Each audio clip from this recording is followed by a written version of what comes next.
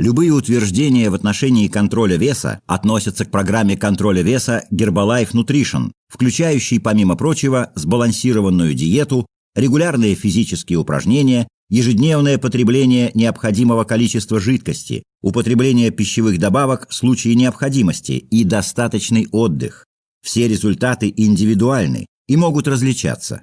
Приведенные доходы и примеры продвижения бизнеса индивидуальны и не являются типичными.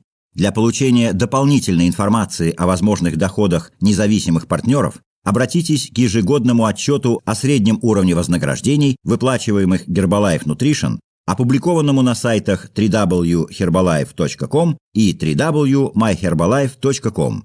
Построение розничного бизнеса, который мог бы обеспечивать озвученный уровень дохода, занимает продолжительное время. Деятельность независимых партнеров по обучению и поддержке других независимых партнеров в качестве спонсора является их личным выбором и ведет к получению комиссионных и других видов вознаграждений, которые являются частью их доходов. Вот так можно заработать в этом году. Первое. Будьте серьезны. Жизнь – серьезная вещь. Мы называем ее жизнью или смертью. Кто-то спросил меня однажды, как я представляю себе хорошую жизнь. Я ответил: да, моя жизнь хорошая. Жизнь – это борьба, чтобы не подпускать смерть слишком близко. Правильно. Кажется, что смерть все время пытается прийти преждевременно. Если вы хотите прожить хорошую, долгую, успешную жизнь, вы не можете просто сдаваться. Вы должны бороться с противником. Вот для чего нужна продукция – помочь вам противостоять. Мы обсуждаем серьезные вещи. Мы не можем просто рассказать 10 последних анекдотов и просто пойти домой. Мы здесь не для развлечения. Мы здесь для того, чтобы расти, чтобы учиться. Мы здесь для того, чтобы получить максимум. Серьезно. Жизнь – серьезная вещь. Будущее – серьезная вещь. Один писатель-романист сказал: «Это самые лучшие времена и самые худшие времена».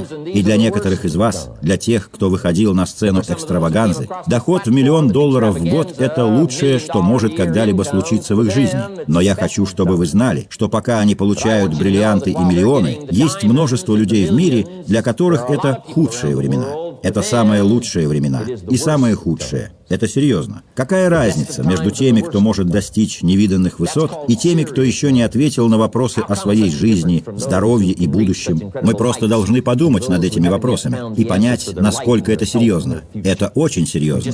Это серьезно, независимо от того, выиграете вы или проиграете. Это серьезно, достигнете ли вы успеха или вас постигнет неудача. Это серьезно, добьетесь ли вы счастливого будущего или нет. Это серьезные вопросы. Вопросы сердца – это всегда серьезно. Все, что касается дохода, это серьезно. Серьезно то, что касается вопросов поддержки вашей семьи. Поэтому вы выбрали бизнес Herbalife. Это одна из самых серьезных компаний из всех, которые я когда-либо видел в мире за те 33 года, что я занимаю руководящие должности. Я никогда не встречал ничего более серьезного. Обычно мы рассказываем историю нашей продукции, да? У нас был значок «Хочешь похудеть? Спроси меня как». И кто-то говорит: «Как? Какими были наши первые слова? Вы серьезно? Почему? Нам нужно обсудить очень важный вопрос. Мы пришли не рассказать вам 10 последних забавных историй. Мы пришли по серьезному вопросу. И я хочу, чтобы вы тоже отнеслись к этому серьезно. У вас есть серьезная качественная продукция, которая отвечает последним требованиям на рынке. У нас разработана серьезная система маркетинга, которая может помочь некоторым людям выбраться из трущоб, неизвестным людям, которым жизнь не предоставляла никогда такого шанса. Мать, находящаяся на социальном обеспечении, ждет вас, чтобы вы рассказали ей свою историю успеха. У нее много проблем, но у вас есть удивительный ответ на вопрос, где она может начать свой путь с нуля. Сделав несколько звонков, она может начать бизнес Herbalife, пройти обучение и найти себя в этом, получить силу и вдохновиться тем, что происходит здесь. И это изменит ее жизнь. Это называется серьезным бизнесом. Из ничего сделать все. Проложить путь из нищеты к успеху, пройти путь от безразличия до увлеченности идеей, что вы – часть чего-то большого. Все это очень серьезные моменты. Я прошу вас воспринять все это серьезно, воспринимать всерьез ваше будущее, то, что вы можете сделать для вашей семьи. Это серьезный бизнес. Это первое, что я хотел бы донести до вас, что этот год будет самым лучшим. Внесите свой вклад в эти 400 миллионов. Вы можете получить свою часть из 400 миллионов. Я не знаю, сколько именно хотите вы. Это на самом деле не так уж и много для 400 человек. Это всего по $1 миллион. Для 400 из нас это всего по $1 миллион.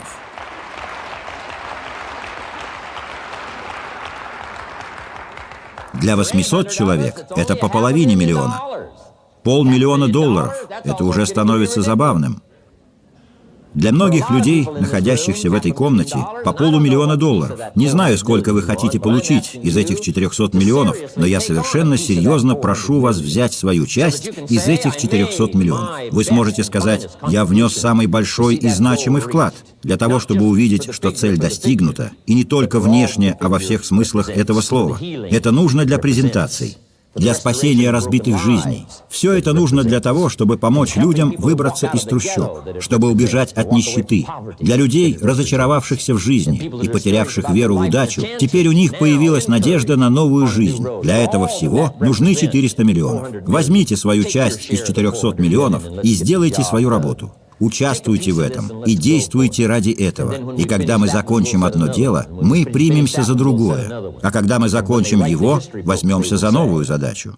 Пусть это будет вклад в нашу репутацию.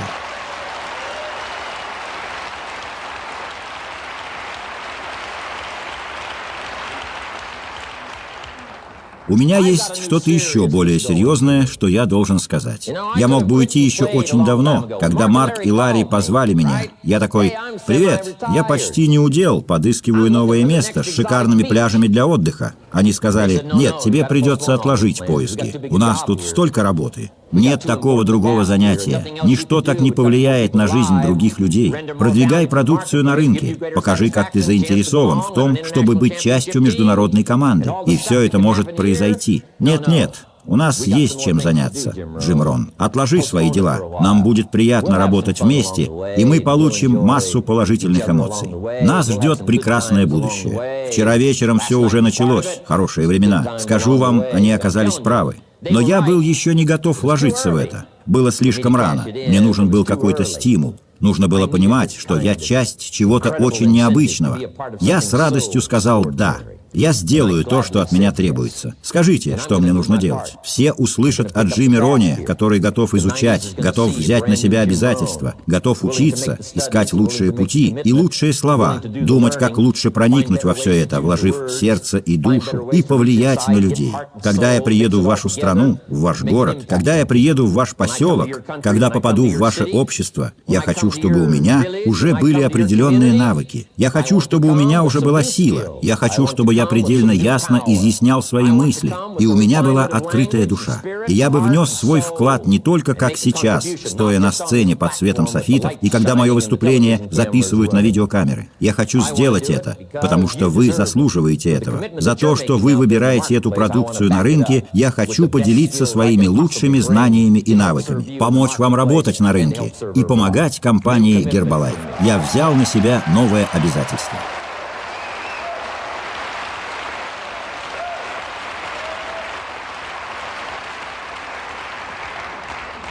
И теперь, для того, чтобы следующий год для вас сложился удачно, возьмите свою часть из 400 миллионов. Посмотрите, что вы можете сделать. Войдите в жизнь стольких людей, скольких можете. Первое – будьте серьезней. Второе – будьте умней. Я думал, для чего нужны все эти журналы? Для чего нужны все эти блокноты и карандаши? Зачем нужно что-то записывать? Смотрите, если вы не можете воспринимать информацию на слух, это может изменить вашу жизнь.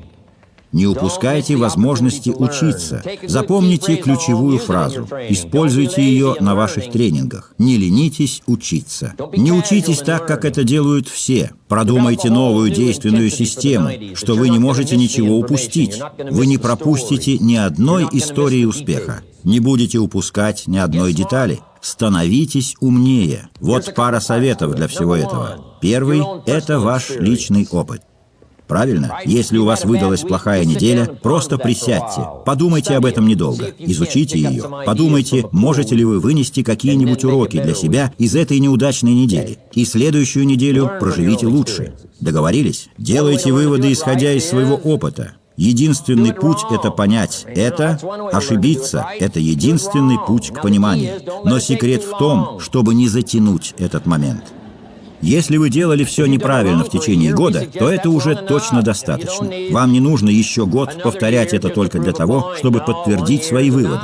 Нет, года будет достаточно. Опирайтесь на свой личный опыт, хорошо? Но этот призыв не повлиял. Догадайтесь, что они сделали, когда сделали одно. Принялись за другое. Что еще нам нужно сделать, чтобы сделать как лучше? Как мы можем сделать лучше? Это называется шанс, чтобы изменить свою жизнь. Все начинается с образования. Не ленитесь учиться. Не ленитесь собирать идеи. Не ленитесь учиться на своих ошибках. Поэтому от некоторых людей вы слышали, как они рассказывали историю своего успеха, как они рассказывали вам свои идеи, пути и говорили о способах продвижения продукции Herbalife на рынке, чтобы она работала на вас. Мы посвятили этому почти все свое время, но мы должны были это сделать. Обучение – это первый шаг на пути к богатству. Обучение – первый шаг на пути к переменам в жизни. Некоторые хотят начать с мотивации, но вы не начинаете с нее. Можно сказать, что мы не тратим много времени на мотивацию, не так ли?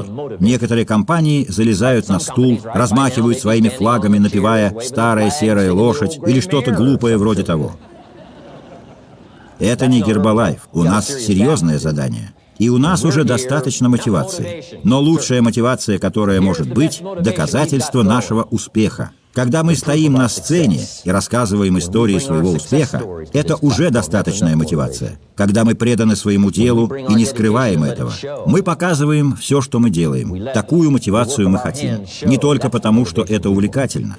Одного увлечения мало. Некоторые говорят, мотивируйте этого парня, и у него все будет хорошо. Все-таки нет. Скорее всего, нет. Если парень полный идиот, вы сможете мотивировать его, но получите идиота с мотивацией.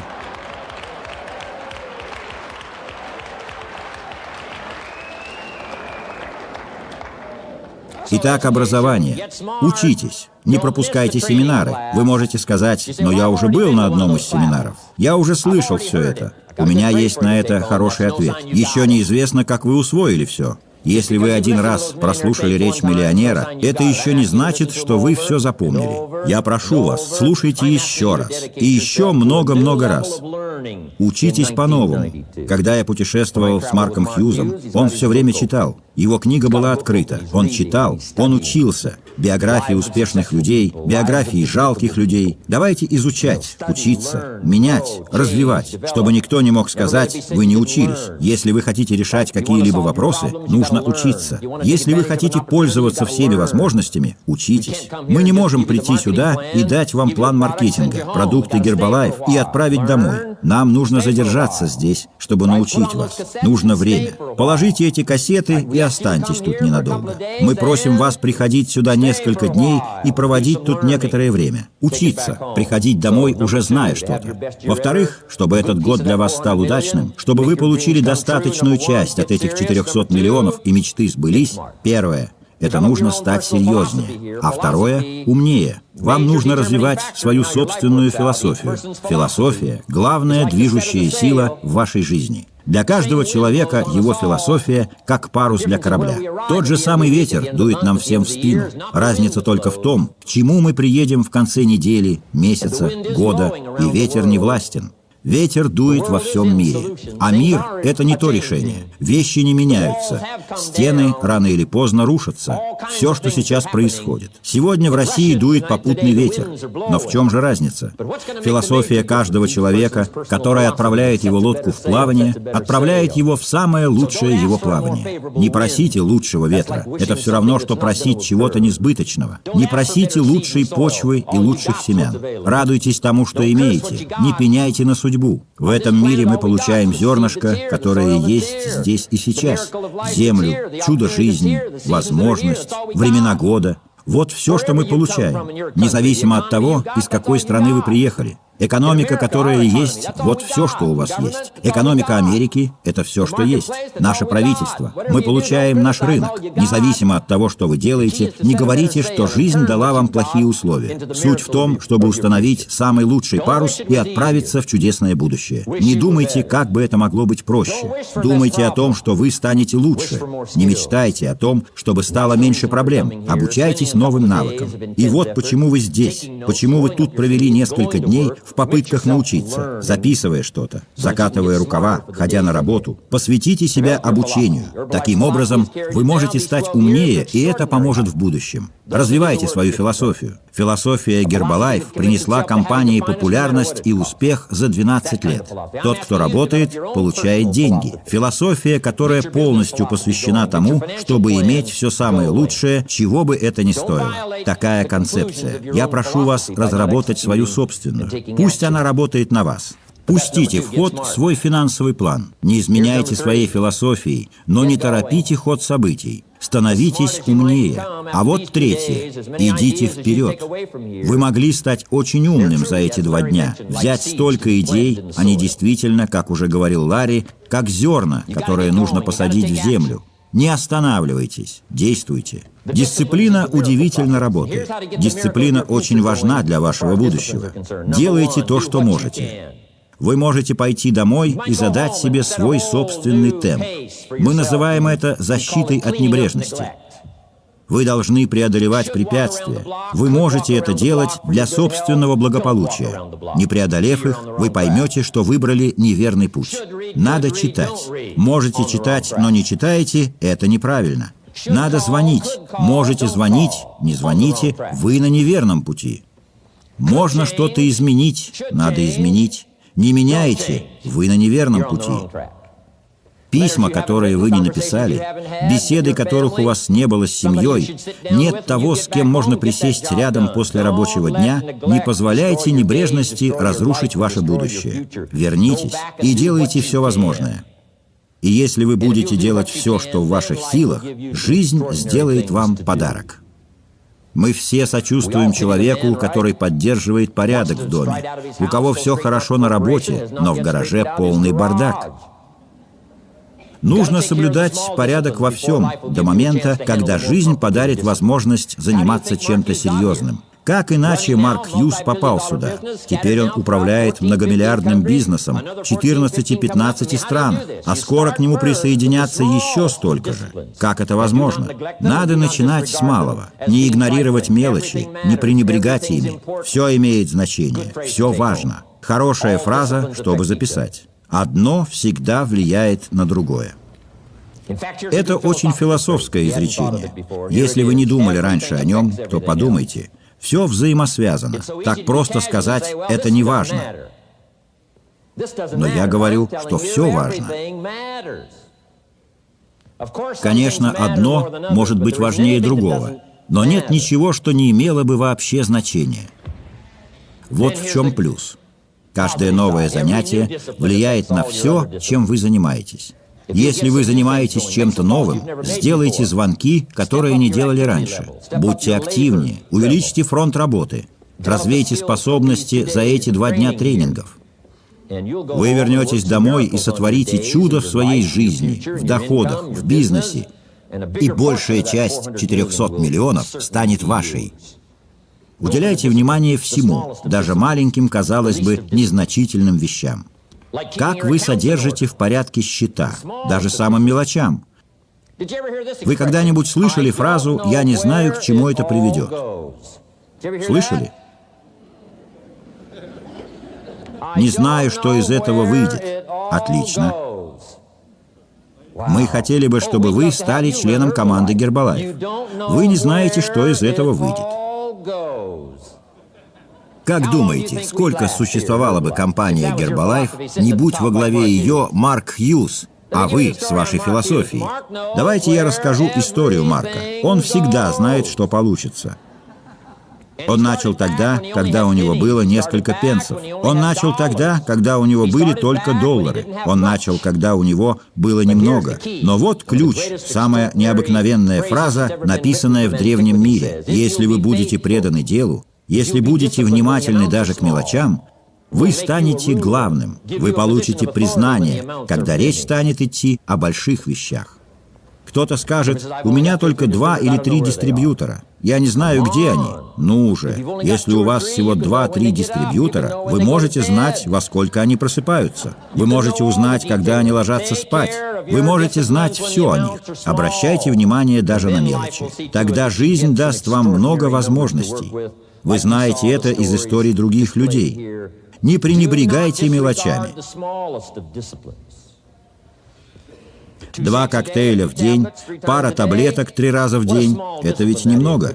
Но если вы пренебрежете, то поставите под угрозу свое здоровье. Заботьтесь о нем. Вы будете здоровы, не говоря уже о возможностях вашего тела, если не будете игнорировать 2 коктейля в день и 2 таблетки 3 раза в день. Давайте не будем пренебрегать мелочами, основываясь на том, что у вас может быть все, что вы захотите.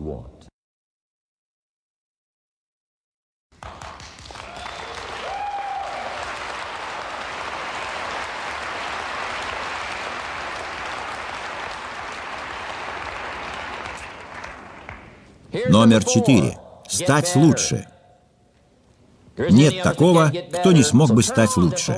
Это ключевой момент саморазвития и личностного роста. Это сказал мне мой учитель, и это изменило мою жизнь. Это были мои первые шаги. Говорю вам, чтобы дела шли лучше, сами становитесь лучше. Не просите изменений где-то там, меняйтесь сами. Не просите попутного ветра, это слишком наивно.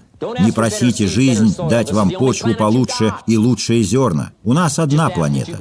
Вы можете только желать стать мудрее, сильнее и ответственнее. Станьте лучше. Научитесь управлять временами года. Живите ими. Много лет я считал это второстепенным, много-много лет назад. Я расскажу вам об этом, раз рассказываю, как стать лучше. Научитесь управлять временами года в своей жизни. Научитесь переживать зиму. У всех у нас будут зимы. Компания Herbalife пережила не так много зим. Только зимы в течение последних 12 лет. Сколько это? Около 12. Но это не только календарные зимы, не просто время года, а все виды зимы. Зимы, когда все непонятно, когда все идет не так, когда вас критикуют даже по телефону. Зимы, когда вы получили обратно свои полдюжины. Зимы вашей жизни. Общественные зимы. Политические зимы повсюду. Экономические зимы, которые у многих случаются в наши дни. Личные зимы, когда ваше сердце разбито на 1000 осколков, а ночи были длинными. Это все называется зимой.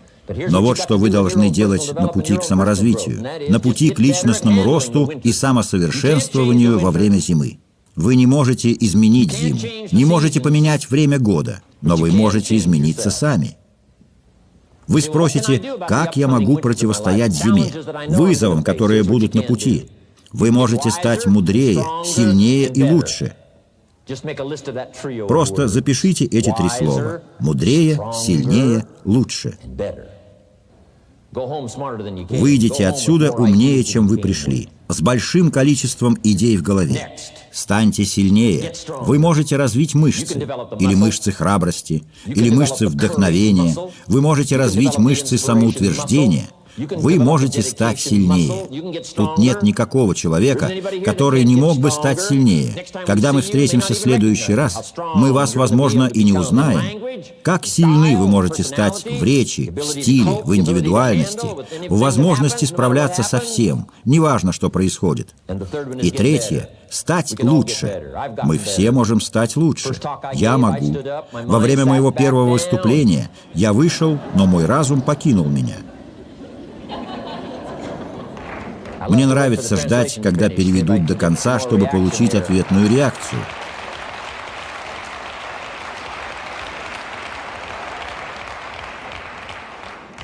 Вот секрет моего успеха. Я вставал и снова это делал. Вставал и делал снова. Продолжал и продолжал на протяжении многих лет. Я делал это, когда мне было страшно, когда мне совсем не хотелось, даже когда болел, и когда у меня плохо получалось. Я делал это, когда меня не слушали, и делал, когда даже не совсем понимал, что делаю. Я просто продолжал. И теперь, спустя годы, меня попросили подняться на эту сцену, меня великолепно представили, как никогда до этого. Меня встретили радушно, как никогда, и мои слова нашли такой отклик у вас. Мне сегодня сегодня представился такой шанс повлиять на столь большое количество жизней, словами, в которые я вкладываю всю душу. Я становлюсь лучше. Я становлюсь лучше день за днем, неделя за неделей, месяц за месяцем. И я прошу вас сделать то же самое, до тех пор, пока вы не обретете власть и не расширите сферу своего влияния. До тех пор, пока вы не будете на недосягаемой высоте. Повлияйте на тех людей, на которых не смогли повлиять в этом году. Повлияйте на них сейчас, если не смогли раньше. Проведите встречу сейчас, если не могли этого сделать раньше. Сейчас вы сможете вложить в это свое сердце и душу. Раньше не могли.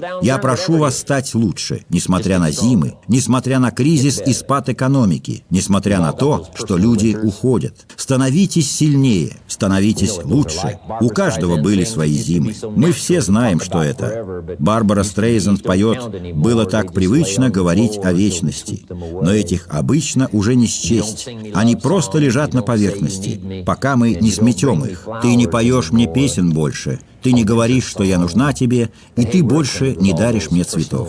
Зимняя песня. Мы ведь все знаем, что это за зимы и личные трудности. Суть не в том, чтобы просить зиму быть помягче. Суть в том, чтобы самому стать сильнее, мудрее, храбрее. Второе. Научитесь ценить весну. Весна символизирует возможность. И у нас будет новая прекрасная весна. Это будет весна, не похожая на те, что были раньше. У вас еще не было такой весны и такой возможности. Но весна еще ничего не гарантирует. Не гарантирует, что осенью будет урожай. Вот что вы должны усвоить. Подчеркните эти два слова. Если вы записываете, это ваше преимущество. Получите максимум от весны. Не дайте ей заморочить вам голову просто хорошей погодой. Все будет еще лучше. Зима закончилась, весна здесь. Но ничего не произойдет само по себе просто потому, что пришла весна. Нет, вы должны поработать своими руками. Хватайте возможность, читайте книги, слушайте записи, читайте свои конспекты. Будьте готовы взять свое, когда придет весна. Дело не терпит отлагательства, весна не вечна. Вы не можете ждать, а потом сказать: «Я вернулся». Весна не будет ждать. Это называется весна возможностей. Забудьте о постороннем весной и работайте. Там, где я вырос, в Айдахо, что вам сказал бы фермер, если бы вы собрались на боулинг? Что бы он сказал? «Да ты с ума сошел». Можно играть в боулинг зимой. Вы не можете играть в боулинг весной. У вас немного времени. Вам нужно сделать что-то важное именно в этот период. Это то, о чем я говорю, момент возможности. Не упускайте эту возможность. Возьмите от весны все. Сколько весен в вашей жизни? Не так много. Жизнь коротка. Битлз написали песню «Жизнь очень коротка». Для Джона Леннона она была коротка. Для Майкла Лэндона очень коротка. Но жизнь вообще коротка. И это все срочно. Не тратьте весну понапрасну. Не упускайте их, надеясь, что время придет. Хватайте возможность. В прошлом году был сезон возможностей. Прошу вас в этот сезон не упустить весну. У вас новая организация, не упустите весну. Новый дистрибьютор, не упустите весну. Новая жизненная ситуация, не упустите весну. Возьмите свое, не упустите шанс. Номер 3. Первое, переживите зиму. Второе, возьмите все от весны. Номер 3. Летом учитесь растить и защищать. Появятся новые проблемы летом. Надо заботиться о своих ценностях. Кормите, не дайте ослабеть им.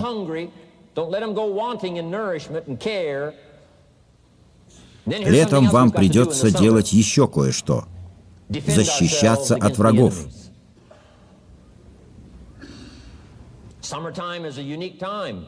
Лето – уникальное время. Это время возможностей и время вызовов. Что нового случится? Что жизнь вам приготовила? Последние 6500 лет можно было прочесть: возможность идет в связке с проблемами, возможность в связке с испытанием. У нас есть шанс вырасти как никогда до этого. Но должен сказать, у вас будет много врагов, которые будут вам мешать. Представьте, что у вас есть сад, жучки и сорняки пытаются его подпортить. Вам нужно учиться не только заботиться о том, что есть, но и противостоять врагам. Что бы вам ни угрожало, вы должны отражать удар. Не забывайте об ответственности, но не терпите вмешательства. Кто-то хочет разрушить ваши надежды на светлое будущее, но их негатив, их разговоры и мысли не важны. Идите дальше, продолжайте. Что бы ни угрожало вашей возможности, умейте противостоять этому. Есть враги внешние. Но что важнее, есть и внутренние. Я дам вам список. Безразличие. Вам надо сражаться с собственным безразличием. Это несложно, особенно если вы сделали что-то необычное. Теперь я отдохну. Хорошо, но недолго. Если вы будете отдыхать слишком долго, весь сад зарастет сорняками. Не отдыхайте слишком долго. Нерешительность. Вам придется принимать решения, пускай неудачные. Они послужат вам уроком, чтобы в другой раз вы выбрали верное решение. Нельзя слишком долго думать. Если можно принять какие-то решения быстро, сделайте это. Если на это нужно больше времени, используйте его. Но принимайте решения. Не позволяйте нерешительности стать врагом, который ограбит вас, оставит без гроша в кармане. Не позволяйте такому случиться. Следующее – сомнение. Сомнения есть всегда. Люди сомневаются в Америке, сомневаются в Европе, сомневаются, что Россия может сделать это, Польша, Чехословакия, что весь мир это сделает. Но я прошу вас не сомневаться. Доверяйте, будьте храбры и не теряйте веры. Загоните сомнения в угол. Не спускайте их. Загоните в угол, как бешеную собаку. Не сомневайтесь в будущем. Не сомневайтесь в возможностях. Не сомневайтесь, что ваши дистрибьюторы сделают большой вклад в ваш бизнес. Самое важное, не сомневайтесь в себе. Если у меня появилась сила, чтобы изменить жизнь, то и у вас появится. Если я смог что-то изменить, и вы сможете. Если я много читаю, вы тоже можете. Если я открыл для себя новое, и вы можете. Если я развиваюсь, вы можете развиваться. Если я могу развивать, вы можете тоже. Если вы получили такое приглашение, как я 6 лет назад, с возможностью что-то изменить в мире, вы сможете. Если я стою на этой сцене, мальчик-фермер из Айдахо, то и вы можете. Команда миллионеров смогла. Команда президентов смогла. Они заполучили алмазы и прочие трофеи. Вы тоже можете. Прошу вас не недооценивать себя. Мы вас высоко ценим. Поэтому Марк, Ларри, доктор Кацман и я решили разделить с вами свою жизнь в эти 4 дня. Быть с вами. Если бы мы думали, что вы того не стоите, мы бы не пришли. Не нужно было бы проводить встречу. Не надо было бы подниматься на сцену, нам не пришлось бы рано вставать, нам это не нужно, но мы делаем это ради возможности изменить жизни тысячи людей. Кто бы ни встал раньше за возможность помочь людям, подарив им питание и Гербалайф.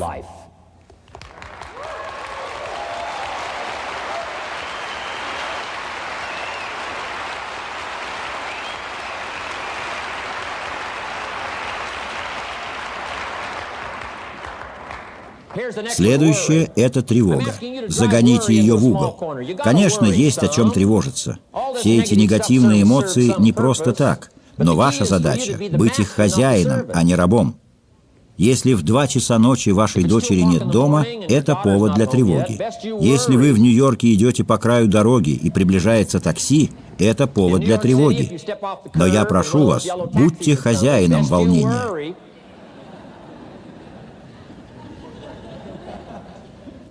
Загоните его в угол. Вы должны вернуться домой с новой верой и более храбрыми.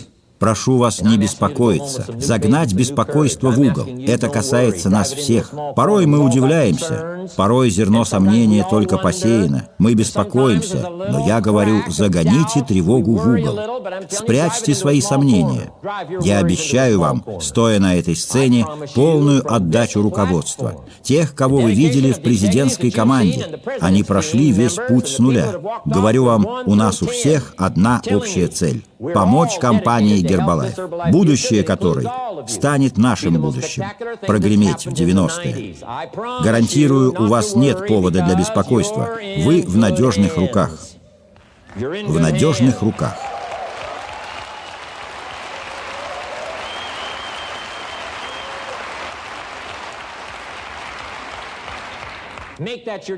Сделайте это. Сделайте как один коллектив. Вам дан невероятный шанс. Мы будем продвигать Гербалайф, компания в надежных и сильных руках, которые будут продвигать ее на рынке. Растущие руки, умные руки, руки, не боящиеся трудностей, которые изменят жизни людей. Призываю вас показать, что Гербалайф в надежных руках.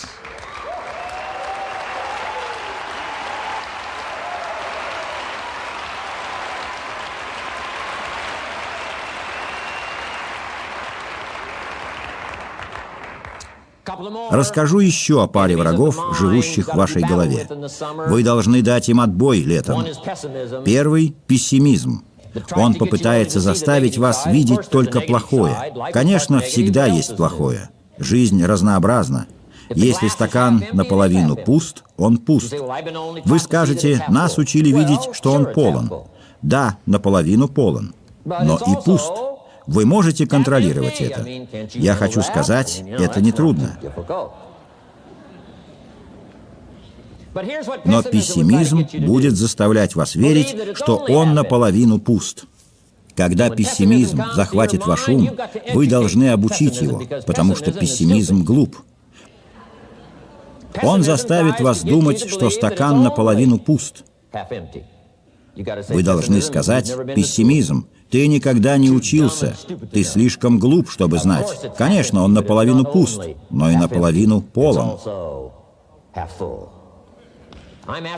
Прошу вас быть ответственными за свой разум. Возьмите судьбу в свои руки, боритесь с врагом летом. Летом вы должны любить как мать и ненавидеть как отец. Дарить жизнь как мать, забирать жизнь как отец. Отец говорит, чтобы не угрожало его семье, еще 2-3 шага к моей семье, и я вас уничтожу. Я отец, я убиваю. Боритесь с врагами. Но также можно любить как отец и ненавидеть как мать. Я не говорю, что это невозможно. Нет ничего страшнее, чем злая мать.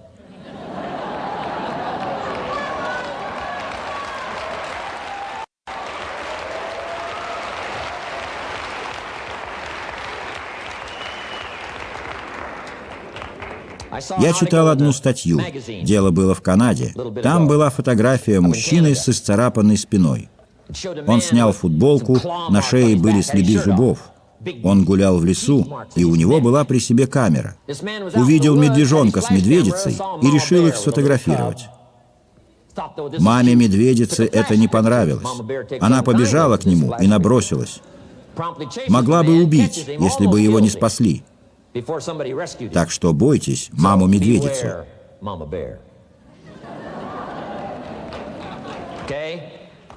Любите как отец, ненавидьте как мать, дарите жизнь как мать, забирайте ее как отец. В любой последовательности смысл один. Укрепляйте семью, заботьтесь о том, что вам важно. Заботьтесь о своей организации. Делайте сильнее ваших дистрибьюторов, ваших клиентов. Не забывайте о своих обязанностях и боритесь с врагами. Что бы ни угрожало вашим ценностям, боритесь. Если это тревога, боритесь с ней. Если это угроза, боритесь. Нужно быть таким, как поток крови. Красные тельца кормят, как мать. Белые тельца борются и убивают, как отец. Невозможно все время думать о хорошем. Плохие мысли есть у всех. Спасибо Господу, что есть белые тельца, которые все время думают о плохом. Покажите нам, где инфекция, мы ее уничтожим.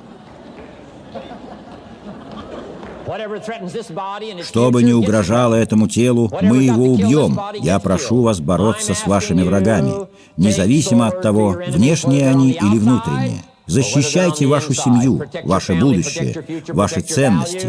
Любите, кормите, но не забывайте бороться. Берите в пример то мужество, с которым сражаются другие. Они рассказывали свои истории успеха, стоя на этой сцене. Они прошли через это. Они знают, что это. Учитесь у них мужеству. А летом боритесь и заботьтесь. Теперь последнее. Сбор урожая. Номер 4. Собирайте его со всей ответственностью. Не жалуйтесь.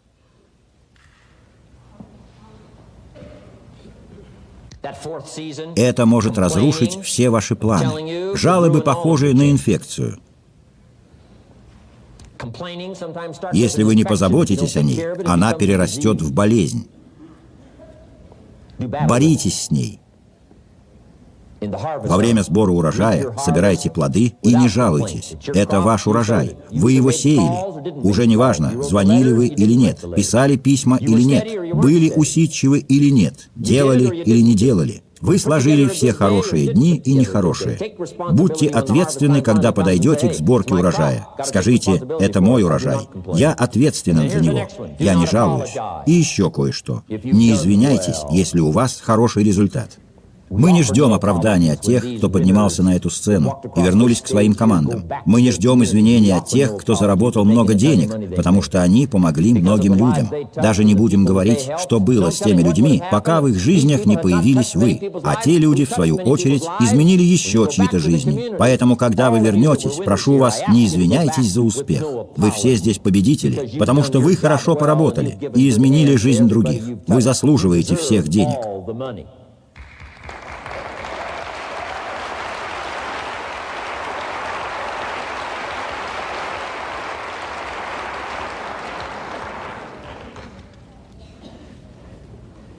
Следующее. Насчет самосовершенствования. Хочу дать вам список из 4 слов. Во-первых, мы говорили с вами о том, что надо быть серьезным. Во-вторых, о том, что надо быть умными. В-третьих, идти вперед. В-четвертых, становиться лучше. И теперь еще 4 слова, которые вы должны запомнить. Первое. Впитывайте. Впитывайте, как губка. Впитывайте то, что вам говорят сегодня. Вы хорошая команда. Я ценю это. Вы сейчас работаете так же усердно, как мы, стоя на сцене. Закатав рукава, вы делаете заметки. Я ценю это. Впитывайте все, что можно. Впитывайте этот вид, звуки и цвета. Потом, вернувшись домой, поделитесь этим опытом с другими людьми. Но вам нечего будет передать, если вы не впитаете ничего. Прошу вас ценить цвет, аудиторию, то, что происходит вокруг вас. Прошу вас, цените друг друга. Впитайте все это. Впитывайте, впитывайте и впитывайте. И когда вы вернетесь домой, вы сможете отдавать и отдавать и отдавать. Вы сможете сильно влиять на людей. Следующее. Развивайте способность отвечать. Это то, что случилось со мной 6 лет назад, когда Марк и Ларри позвонили мне. Я ответил. Это тронуло меня. Картина, которую они мне описали, история, которую они мне рассказали, номера, которые мне дали, когда они объяснили, что мы можем сделать вместе, какую команду можем собрать, чтобы стать главными на рынке, чтобы стать на голову выше всех, чтобы у нас был шанс, который выпадает в жизни немногим. Шанс подняться. Это заинтересовало меня.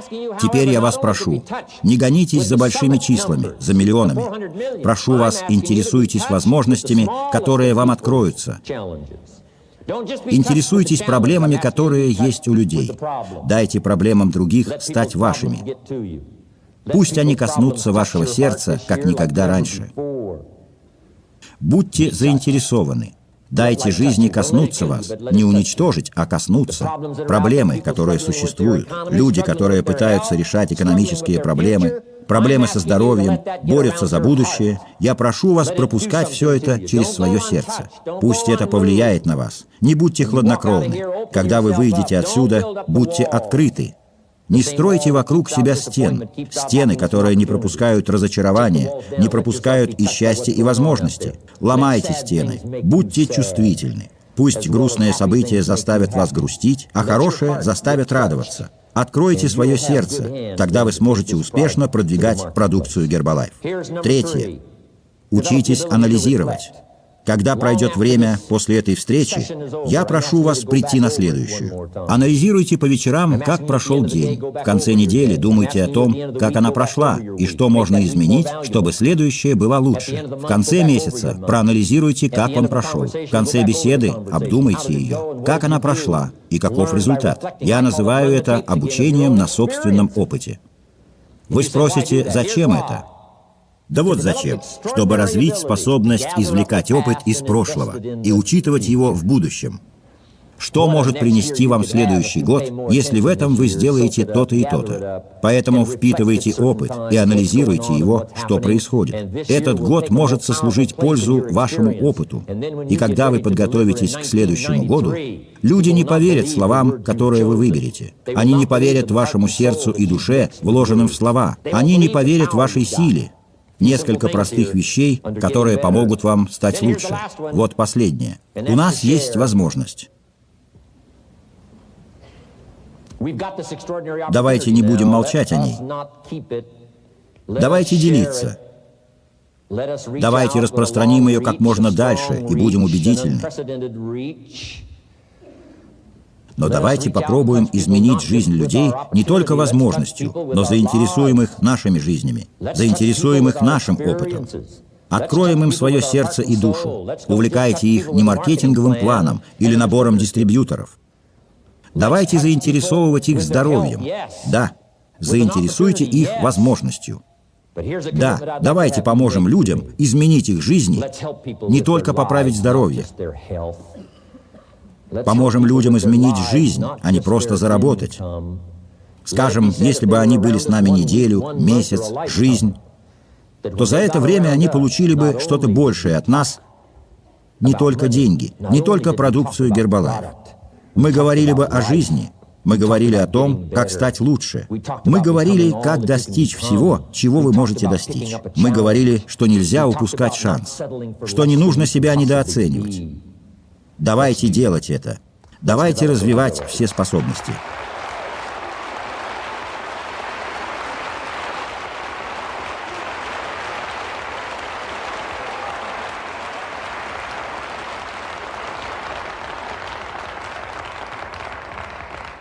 Теперь две вещи от меня, которые сделают ваш год лучше. Будьте увлечены. Но только не такое поверхностное увлечение должно быть, а серьезное. Об этом много было сказано.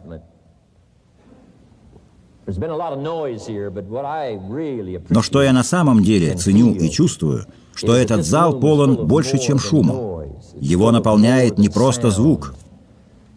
Я расскажу, что реально вам поможет. Это азарт внутри вас, даже если его не видно внешне. Азарт глубоко внутри.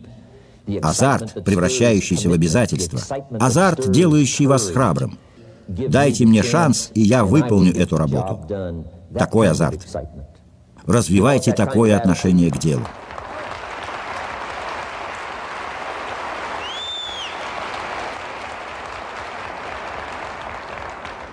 Азартно развивайте свои навыки. Будьте увлечены своими возможностями. Вы можете вложить эти эмоции в слова. Если я смог начать с нуля и дойти до этого выступления, чтобы говорить вам лучшие слова, что я мог подобрать, о том, что происходит в моем сердце, в голове, хотя всего и не передать. Но к чему я начал? Если я могу подобрать слова, вы сможете. Вот в чем секрет. Общайтесь. Не оставляйте недосказанность. Если кто-то заслужил поздравлений, то поздравьте этого человека. Если дистрибьютор заслужил похвалу, похвалите его. Не молчите. Вам ведь не трудно это. Подберите слова, сделайте усилия, заимствуйте слова. Я одалживаю много слов. Уинстон Черчилль сказал: «Правда неопровержима. Злоба может пытаться одолеть ее, невежество постараться высмеять ее, но она в итоге восторжествует». Мне нравится эта фраза. Кто-то сказал лучше, чем смог бы я. Отлично сказано. Можно не ворочаться ночью, придумывая фразу. Хорошо сказано. Я прошу вас запомнить те слова, что были здесь сказаны. Заимствуйте слова у руководства, у дистрибьюторов. Берите самые красноречивые. Берите их слова, их записи. Прошу вас только выбирать самые лучшие. Мы хотим, чтобы вы обладали навыками общения, навыком влияния на жизни людей, чтобы вы затрагивали их сердца при помощи слов. Помогите им увидеть, что они способны на то, чего никогда не делали. Подберите слова. Не упускайте возможность впитать самые красивые из них. Ищите слова. Боритесь за слова. Слова творят чудеса. Слова могут помочь увидеть то, чего люди не замечали раньше. Вы еще со многими не общались. Эти люди не знают, как им стать здоровее. Если вы появитесь с подходящими словами, вы сможете зажечь свет в их жизни. Они смогут узнать, какими успешными могут стать, если вы придете к ним и расскажете историю своего успеха. Вот почему компания Herbalife основана на историях. Слова творят чудеса, помогают людям видеть. И когда вы придете со своей историей, люди скажут: «Пока ты не пришел, я был слеп. Но теперь я прозрел. Я вижу возможности. Я вижу, что могу изменить свою жизнь, если стану этим заниматься. Я вижу. Прошу вас, не упускайте шанс сотворить чудо. Подумайте о том, что вы можете сделать что-то удивительное всего лишь словами». Теперь последнее, что я скажу сегодня. Позвольте рассказать вам что-то, что сделает ваш год лучше. Вы справитесь. Живите сбалансированно. Заботьтесь о своей семье. Не забывайте об ответственности. Заботьтесь о своей душе. Заботьтесь о дружбе. У вас тут появятся друзья. Я здесь. Я обрел друзей. В течение последних лет это дало мне шанс быть частью чего-то необычного. Это благодаря дружбе. Теперь я обладаю некоторыми навыками. Вы скажете: они тебе предложили миллионы, такую возможность, потому что вы друзья. Нет, вы не дарите миллион друзьям. Нет. Они должны что-то уметь. Вот и я научился чему-то и получил шанс встретиться с вами и рассказать об этом сегодня. Потому что я лелеял свою дружбу все эти годы. Следите за балансом в вашей жизни, семье и дружбе. Друзья — это те люди, которые знают все, но, несмотря на это, остаются рядом с вами. Вам нужны друзья.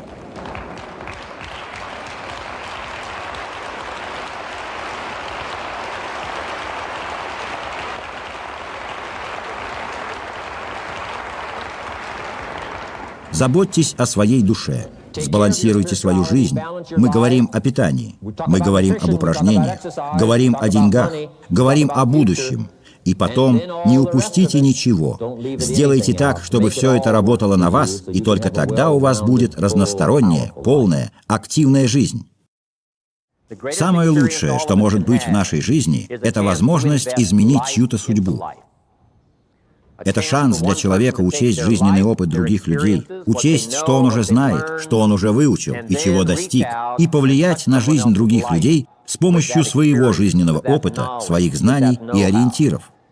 Когда один человек меняет жизнь другого, когда он уже многое узнал, прочувствовал, через многое прошел, получил опыт, побывал много где, многое видел, встретил людей, и ему выпала возможность повлиять на чью-то жизнь. Все это называется необыкновенной возможностью сотворить чудо. Чудо — это то, что мы не можем точно объяснить, но точно знаем, что оно работает. чудо жизни, чудо существования такой компании, как Гербалайф, чудо возможности, которое открылось вам благодаря маленькой группе людей. Вот что происходит, когда один человек встречает другого и делится с ним опытом, знаниями, какими-то мыслями. Но что важнее, открывает душу. Когда два человека встречаются, и у них есть возможность делиться, невозможно предугадать, что может произойти. Несколько лет назад Марк Хьюз, тогда совсем молодым, пришел на мой семинар. Я смог поделиться с ним своим жизненным опытом. И смотрите, что произошло. Что особенно интересно, я был учителем, а Марк Хьюз – учеником. Но теперь мы поменялись местами. Теперь Марк Хьюз – учитель, а Джим Рон – ученик. Марк многому научился, стал сильнее и храбрее, чтобы построить уникальную компанию, которая существует по сей день, которая готова к соперничеству по всему миру. Для меня нет большего счастья, чем рассказывать о его успехах, о том, что его компания завоевала признание во многих странах мира. Много лет назад, когда это началось, дела обстояли по-другому. Затем Гербалайф пришел в Тайвань. В итоге о Гербалайф узнало много людей, в том числе и вы, все, кто в этой аудитории сегодня. Мы в ожидании, у нас есть шанс. Марк, я, доктор Катсон, Джанет и другие члены команды президентов и миллионеров, все они смогут поделиться с вами историями своего успеха. Мы ждем от вас, что вы откликнетесь на эти истории. Надеемся, они тронут вас. Тронут настолько, что повлияют на вашу жизнь и жизни других людей. И когда мы вернемся в этот замечательный город, эту замечательную страну, я даже не говорю о том, какое количество людей к нам присоединится, благодаря тому, что мы приехали, и благодаря вашим усилиям повлиять на многих. Это история Гербалайф. Иметь что-то важное и то, что может изменить чью-то жизнь, независимо от того, продукция это или возможность личностного роста. И этот шанс есть у всех вас, включая меня. Секрет в том, чтобы совершенствовать свои лидерские качества. Нужное, чтобы компания росла. Если бы от меня требовался совет, я бы сказал: совершенствуйте свои навыки. Совершенствуйте свои навыки.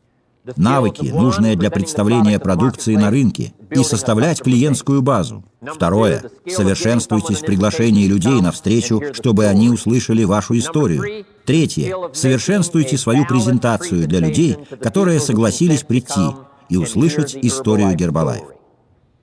Презентация, разговоры о продукции, разговоры о маркетинге, разговоры о влиянии компании Гербалайф на вашу жизнь, будущее.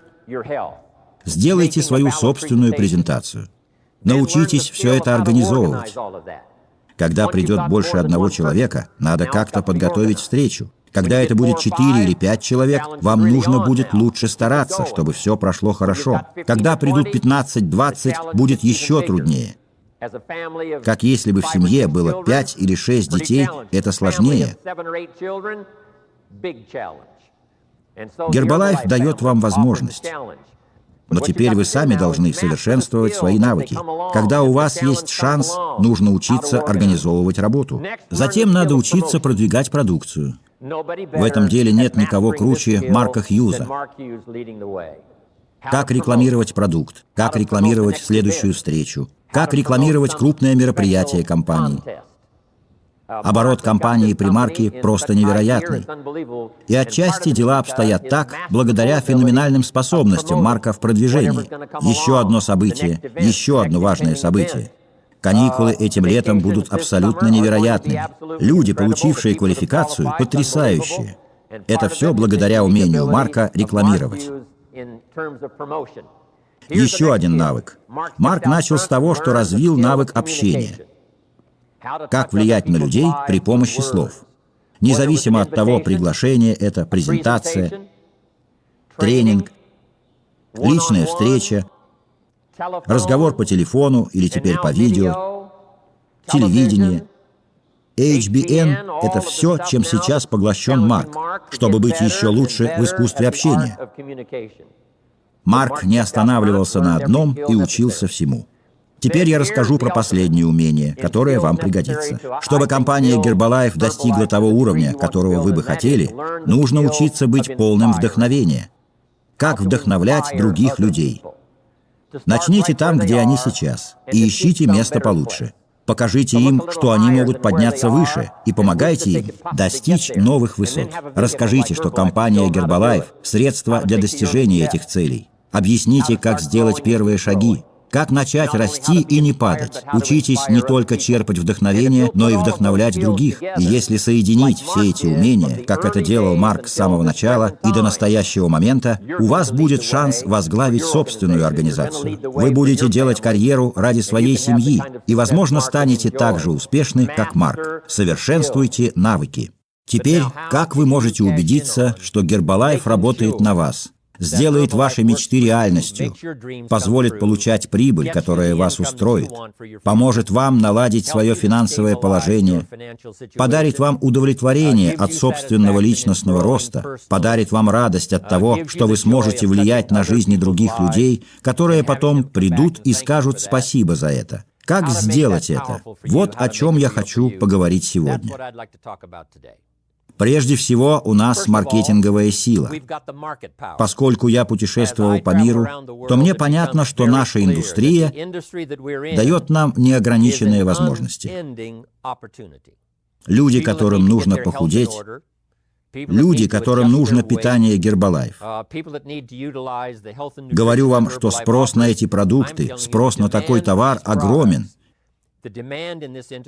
Невероятно. Невозможно себе представить, насколько действительно он велик. На самом деле, мы до конца не можем этого понять, насколько высока потребность в этих продуктах в мире. И даже в Америке, где мы работаем уже 18 лет, спрос сейчас выше, чем 18 лет назад. Но мы отстаем даже здесь, в Америке, потому что спрос настолько огромен, мы не настолько сильны, чтобы удовлетворить запрос за эти 18 лет. Вы можете представить, насколько силен этот рынок. Спрос, который пока не удовлетворен во всем мире. И у Herbalife есть возможность воспользоваться этим. И что важно, у вас есть возможность воспользоваться этим, не упустить свою выгоду. За каждым человеком, покупающим продукты Herbalife, стоят еще 4-5, которые тоже хотят поговорить с вами. Когда у вас будет 100 клиентов, то еще 200-300 будут ждать в очереди. Когда у вас будет 1000 клиентов, еще 1000 будет ждать в очереди. Будет сложно говорить со всеми, просто в силу нехватки времени. Такой спрос наблюдается не только в Америке, но и во всех остальных странах мира. В первую очередь надо сказать, что рынок очень силен. Это также бесконечный рынок по привлечению людей. Подросткам, которым 5 лет назад было 17, теперь 22. Некоторые женились, завели семью, и им нужен дополнительный доход. Это как течение реки. Нескончаемый поток людей приходит в бизнес. Они доступны как потенциальные сотрудники для дистрибьюторов Herbalife. Невообразимое количество проспектов для клиентов Herbalife. Постоянный поток людей, которые ищут дополнительный доход. Ищут того, кто их разглядит, кто похвалит, кто научит их продавать, кто научит планировать будущее, как развивать свои способности, как стать лучше.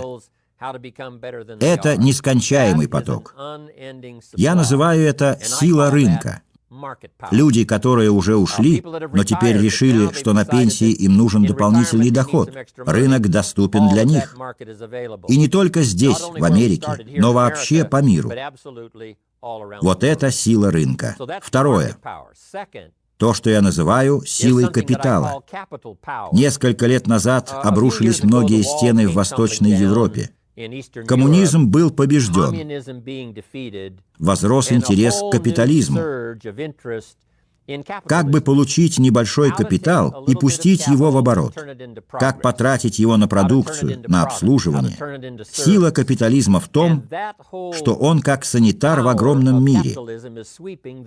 А теперь угадайте, кто учит весь мир видеть плюсы капитализма? Это компания Herbalife. Когда я был в России, представьте себе, 11 тысяч человек пришли послушать мою историю. Но что еще они хотели услышать? Что такое капитализм? Как им узнать, как пустить в оборот то, что они получили? Как развивать сервис? Как развивать собственный бизнес? Служите людям. Помогайте им управлять судьбой и исполнять их мечты. Страна за страной. Не имеет значения, куда я иду. Идея этого рынка, идея капитализма очень заразительна, как огонь. Это невероятно.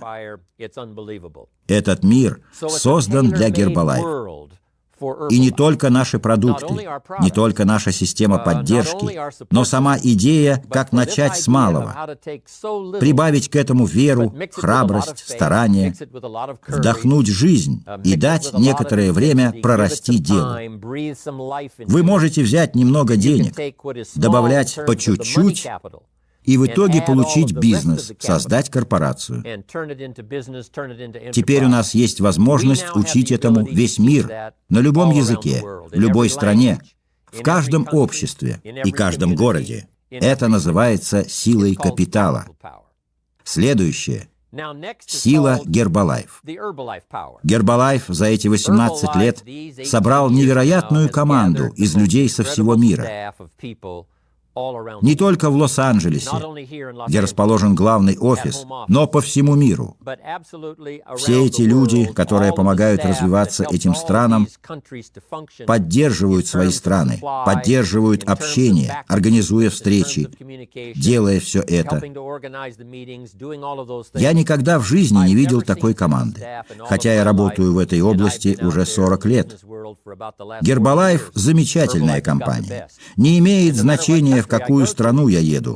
Там уже есть команда Гербалайф, готовая помогать, протягивать руку, готовая давать всю необходимую информацию, как аудиокнига, которую вы слушаете сейчас.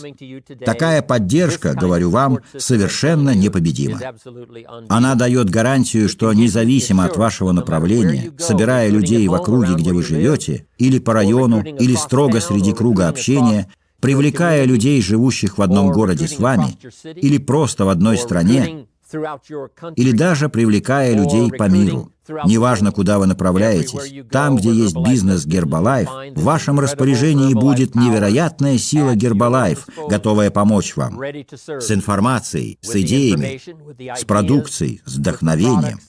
Все это вам предоставляет Марк Хьюз, доктор Катсон и все остальные, кто путешествует по миру. Это называется силой Гербалайф. Итак, во-первых, сила рынка, беспрецедентная по всему миру.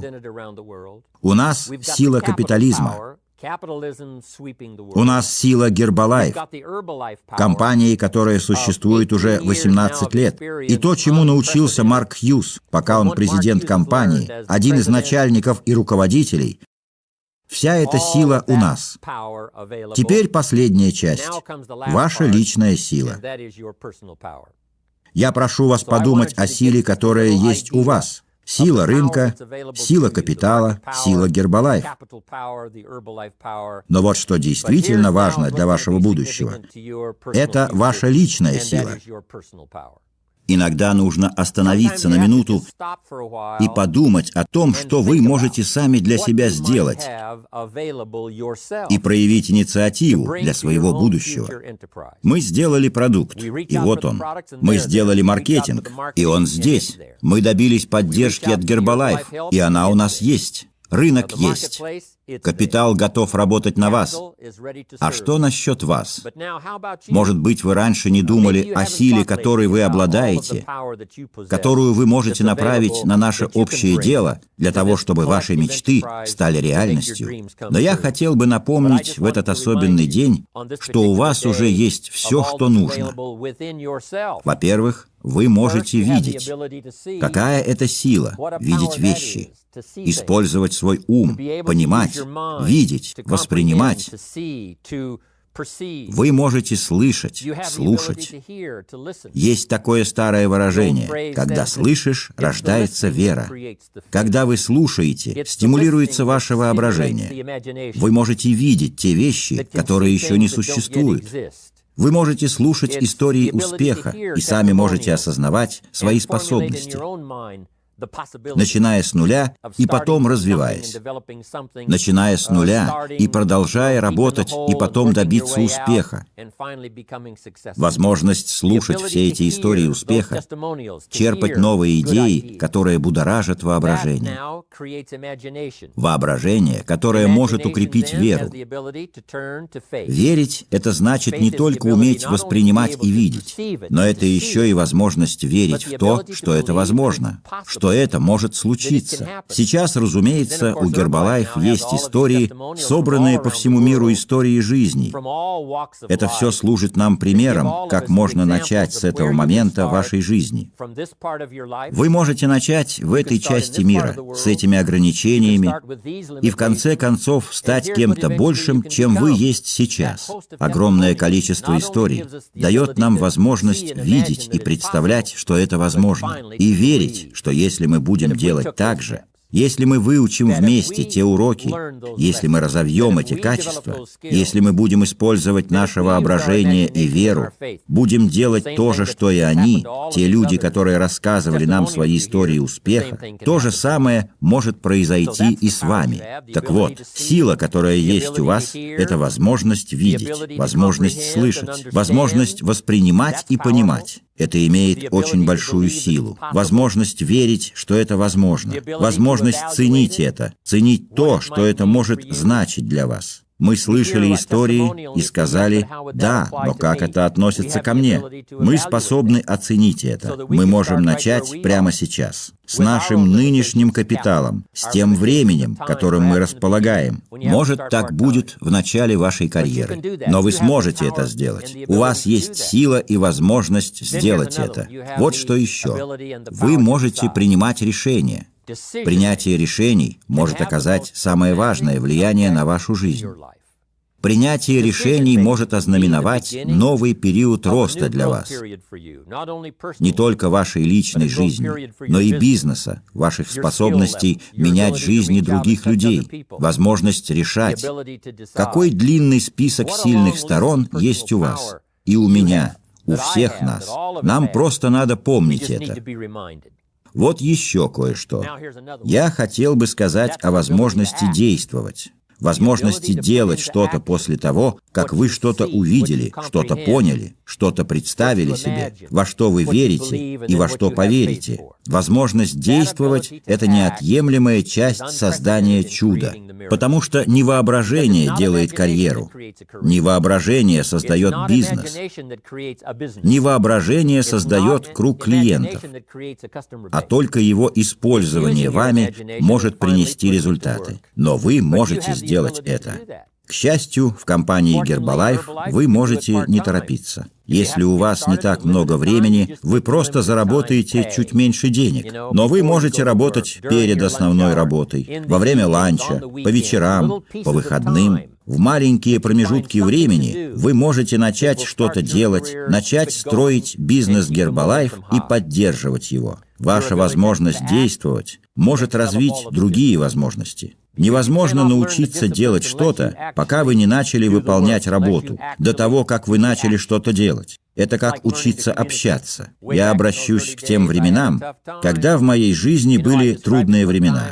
Я уже рассказывал вам историю про свою первую встречу. Я встал, но мои мысли покинули меня, а я остался стоять. Я открыл рот, но не произнес ни слова. У меня тряслись колени, лицо покрыло испарина. Я боялся. Я был в ужасе первые несколько раз. Но я сделал это еще раз. Я нашел в себе мужество попробовать третий и четвертый раз. И это все было около 35-36 лет назад. Я счастлив, что вы не видели моего первого выступления. Годы спустя я намного увереннее в себе, потому что я развил свой навык общения. Ведь вы тоже можете. У вас есть все, чтобы начать бизнес и сделать его успешным. В любой момент вы можете начать его. У вас есть способность развивать инициативность, быть бизнесом самому себе. Марк Хьюз создал невероятную компанию Herbalife. Вначале это было только мечтой. Вначале он мечтал об этом.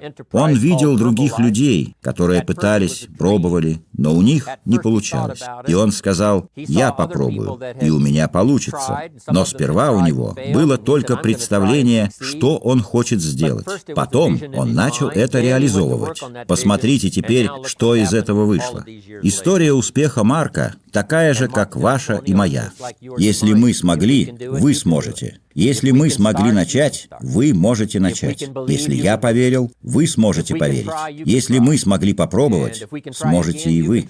Если бы мы могли попробовать еще раз, мы бы это сделали. Если вы будете пытаться, то в конце концов ваши навыки разовьются. Если каждый из нас может это сделать, вы тоже можете сделать. Вы можете развить эти способности, которые изменят вашу жизнь. Основные требования – это научиться продавать, учиться привлекать клиентов, учиться тому, как набрать клиентскую базу. Вы можете научиться этому. У вас есть все, чтобы сделать это. Научиться работать со своей организацией, научиться общаться, научиться, как организовывать людей, которых вы привлекли, учиться, как быть всегда на связи. Все это у вас уже есть. Это ваша внутренняя сила. Хочу напомнить вам еще раз о том, какой силой вы обладаете. Во-первых, сила рынка. Во-вторых, сила капитала. В-третьих, сила Herbalife. И четвертое – ваша собственная сила. Если вы сложите все вместе и подумаете об этом немного больше, чем обычно, нет причин, по которым у вас не может быть того бизнеса, о котором вы мечтаете, того успеха, какой вы хотите. Говорю вам, у вас еще не было такого прекрасного года, как этот. Это год больших возможностей. Этот год для того, чтобы начать воплощать свои мечты о зарабатывании миллиардов в продажах в международной компании.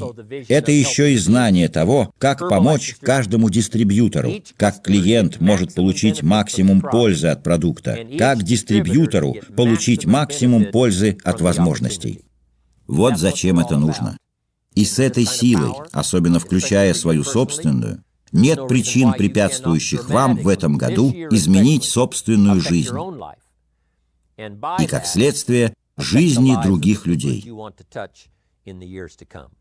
Вот несколько предложений на этот год, чтобы сделать его лучше, чем прошлый. Возможно, вам придется решиться на это в начале года. Вот список. Я хотел бы, чтобы вы записали. Если вы готовы записывать, я готов зачитать вам список. Как сделать этот год лучшим для вас, чтобы не упустить своего шанса, приложить всю свою силу и энергию, которую Herbalife использует все время. Вот первое правило. Посмотрите свое выступление. Даже если вы только начали учиться необходимым навыкам, только начали складывать эти качества вместе, вам надо остановиться и задаться вопросом: как я это делаю? И иногда такой самоконтроль может быть полезен. Потому что то, что вы хотите сделать, это как можно скорее исправить свои ошибки. В первый год своей карьеры, когда я учился привлекать людей, учился продавать много лет назад, я помню о некоторых своих привычках, особенно в первый год, которые я хотел изменить. Я обратил на них внимание к концу года и стал меняться. Если вы можете исправлять свои ошибки как можно раньше, это может дать вам большую фору для дальнейших вложений в будущее. Это очень хорошо. Анализируйте свои выступления. Марк Хьюз так делает. Доктор Катсон так делает. Все так делают. Руководители Herbalife научились делать это. Присесть на минутку и подумать о своем выступлении. Что вы делаете, что вы говорите, как вы это делаете. Это очень важно, особенно если вы хотите добиться чего-то в будущем. Анализируйте свое выступление. Оцените себя в конце дня, сами себя. Что бы я поставил себе? 5 или 5 с плюсом за сегодняшнее выступление? Поставил бы я себе 4 или 3? Возможно. Или я так бы и не решил, как прошло мое выступление сегодня. Вы не обязаны это афишировать. Вы не должны это делать. Но, возможно, расскажите об этом кому-то еще, просто чтобы кто-то знал. Каждый раз уделяйте минутку тому, чтобы проанализировать собственные выступления и понять, как вы это сделали. Очень известный человек, доктор Шулер. Я однажды ездил с ним в Сингапур и Куала-Лумпур. Я помню, после этих двух поездок у нас на каждом семинаре было более 3000 человек. Он очень известный человек, который проводил обучающие семинары и обучал людей на протяжении последних 30-40 лет. Он известен во всем мире, у него своя церковь в Америке. Мы разговаривали после семинара в Сингапуре. Он сказал: «Мистер Рон, я думаю, моя презентация в Куала-Лумпуре по шкале от 1 до 10 заслуживает только оценки 6». Он продолжил: «Я начал говорить о политике, но мне не надо было заострять на этом внимание. Это меня отвлекло. Поэтому, если бы мне надо было оценить свое выступление в Куала-Лумпуре, я бы поставил 6. Но тут, в Сингапуре, все прошло отлично. Я доволен. И если бы мне нужно было оценить мое выступление здесь, по шкале от 1 до 10, я бы поставил 9. Я не могу не согласиться с ним. Эти оценки были вполне объективны. Но вот что интересно. Этот известный человек, известный уже много лет, читающий лекции по всему миру, критиковал себя. До сих пор мог критиковать себя. По каким критериям он это делал? Отвлекался он или нет? Говорил ли то, что не следовало, особенно в данной конкретной стране? Я подумал, как удивительно. Неудивительно, что он популярен. Неудивительно, что его знают по всему миру, потому что он самокритичен. Я захотел сделать то же самое после своих выступлений. Стал ли я лучше за этот год? Смог ли я исправить те ошибки, которые совершал раньше? Сейчас мои выступления и презентации стали лучше. И речь не только о моем выступлении тут. Но самое важное выступление – это когда вы говорите с людьми один на один. Обсуждаете дела с маленькой группой. Иногда это выступление даже важнее, чем выступление на сцене в Барселоне, в Японии или Орландо. Потому что даже когда рядом немного людей, они могут стать лидерами в вашей организации и повлиять на ваше будущее. Выступление, которое вы проведете с ними, то, что вы им скажете, то, как вы скажете, все это может быть очень важным. Возможно, даже более важным, чем ваше выступление на сцене, где 1000 человек слушают вас. Я думаю, что об этом нужно подумать в течение года. Найдите время, чтобы проанализировать ваше выступление. Анализировать выступление – не бесполезное занятие. Нужно, чтобы рядом были люди, к советам которых вы прислушаетесь. Позвольте им помочь оценить ваше выступление. Вот для чего. Иногда мы так заняты в течение дня, что нет времени задуматься, правильно ли мы все делаем. Мы просто действуем. Но кто-то может заметить то, чего не замечаем мы, и дать очень мудрый совет. Не стесняйтесь спрашивать окружающих вас людей, как вы сделали это сегодня, как моя презентация, как прошел тренинг, как прошел мой мастер-класс? Хорошо? Какую оценку вы бы поставили мне? По шкале от 1 до 10, как бы вы оценили мое выступление? И если у вас есть кто-то, кому вы доверяете, то может поделиться мнением о вашем выступлении, о вашей речи, о стиле, о том, как вы сделали презентации, какое впечатление она производит, о вашей личности. Возможно, этот человек видит то, что не видите вы. В силу того, что вы слишком увлечены своим занятием, вы не видите себя со стороны. Может, кому-то со стороны виднее некоторые вещи. Не для того, чтобы обидеть вас, а чтобы дать вам совет. Это очень полезно. Анализировать свое выступление при помощи других людей, которые могут вам что-то посоветовать. Вот еще совет для того, чтобы сделать этот год счастливым. Встаньте лицом к лицу с вашими страхами. У всех они есть. Страхи, которые мешают нам работать. Страх, который может нам помешать сделать то, что мы хотим. Тайные страхи, некоторые из которых сидят в нас с детства. Жизнь состоит из страха и веры. Вера, разумеется, возможность преодолеть свои страхи.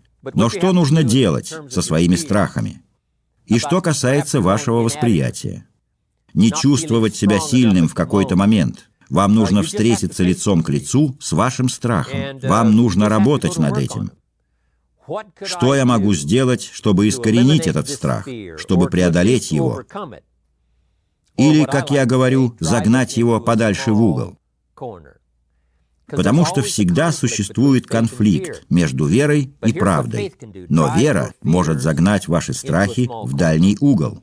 Но если ваши страхи будут расти, что они могут сделать? Загнать вашу веру в угол.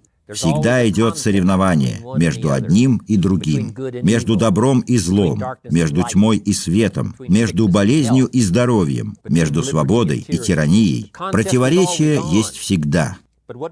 Но нам нужно смело смотреть в лицо страхам и сложностям и думать, можем ли мы справиться с ними. Возможно, не получится избавиться ото всех сразу, но попробуйте загнать их в дальний угол, чтобы они не мешали во время выступлений. Смотрите в лицо своим страхам, какими бы они ни были. Сейчас хорошее время, чтобы сделать это. У вас есть сила, чтобы делать это. У вас есть поддержка. Самое время действовать, чтобы этот год стал лучшим. Вот еще один совет, который я хотел бы дать вам на этот год. Тренируйте силу воли. Не будем говорить о том, что произойдет, если вы не будете этого делать. Это два самых мощных слова в языке «я буду». Бенджамин Дизраэли сказал, «Ничто не может противостоять человеческой воле». И если вы будете использовать эти два слова в этом году почаще, «я буду обучаться». Обучаться всему. Я буду становиться лучше каждый день. Я буду работать над тем, чтобы моя презентация стала лучшей. Я буду использовать все свои возможности. Я буду работать больше. Я буду работать над ошибками, чтобы этот год стал лучше, чем предыдущий. Я буду выполнять работу отлично. Если вы будете пользоваться силой воли, говорю вам, та сила воли, что у вас есть, не имеет равных. Просто используйте ее. Иногда мы не пользуемся тем, что имеем.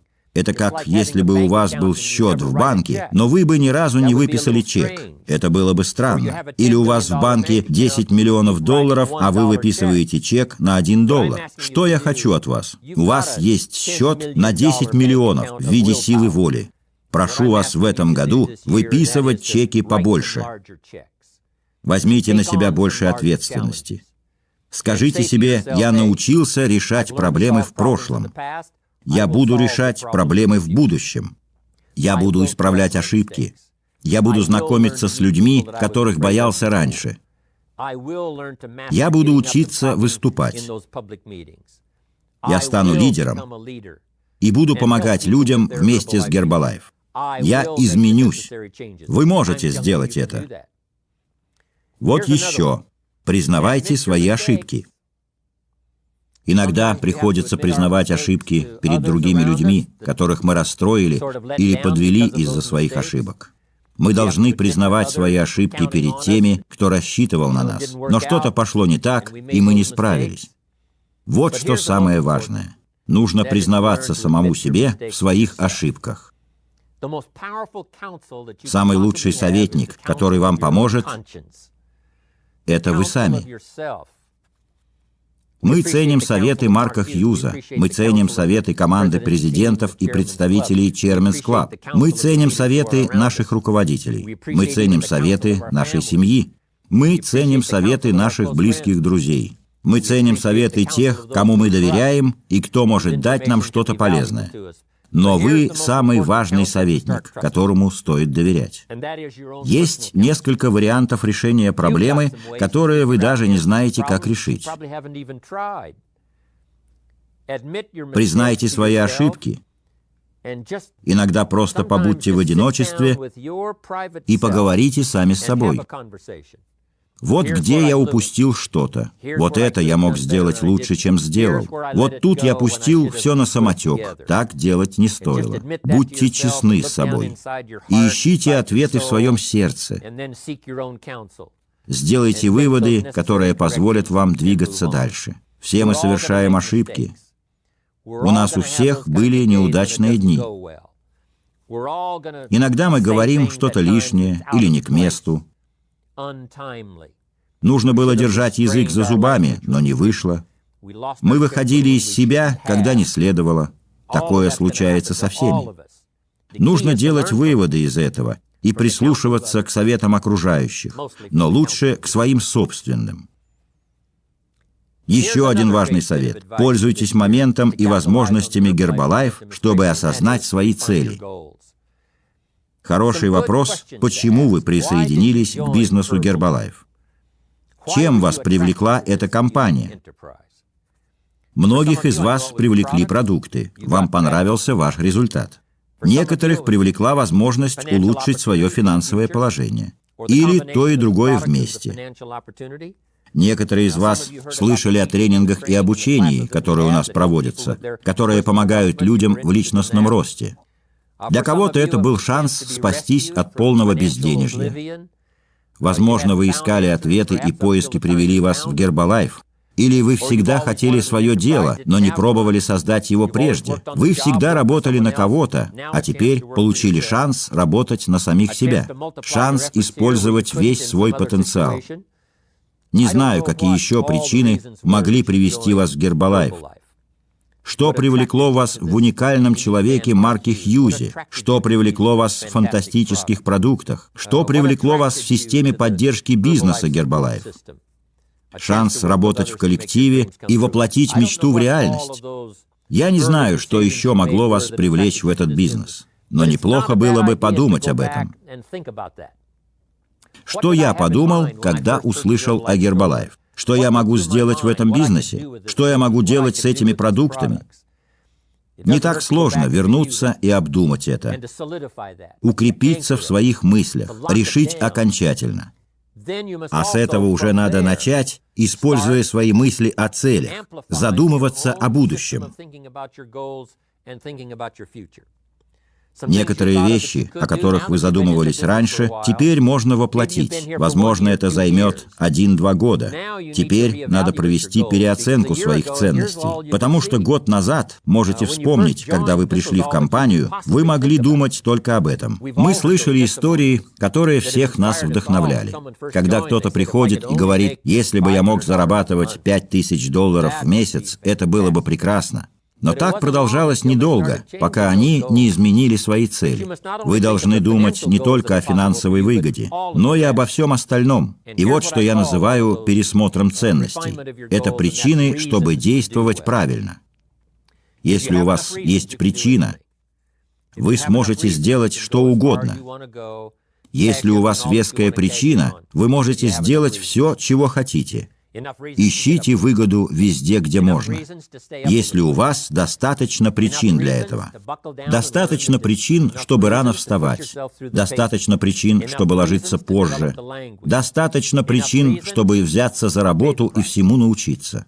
Достаточно причин, чтобы испытать себя на прочность, чтобы развивать речь, чтобы расплатиться по счетам, чтобы вера вам помогала. Если у вас достаточно причин, Herbalife поможет вам во всем остальном, даст возможность, компанию, людей, которые помогут. Все реально. Но вам нужно внимательно пересмотреть свои ценности.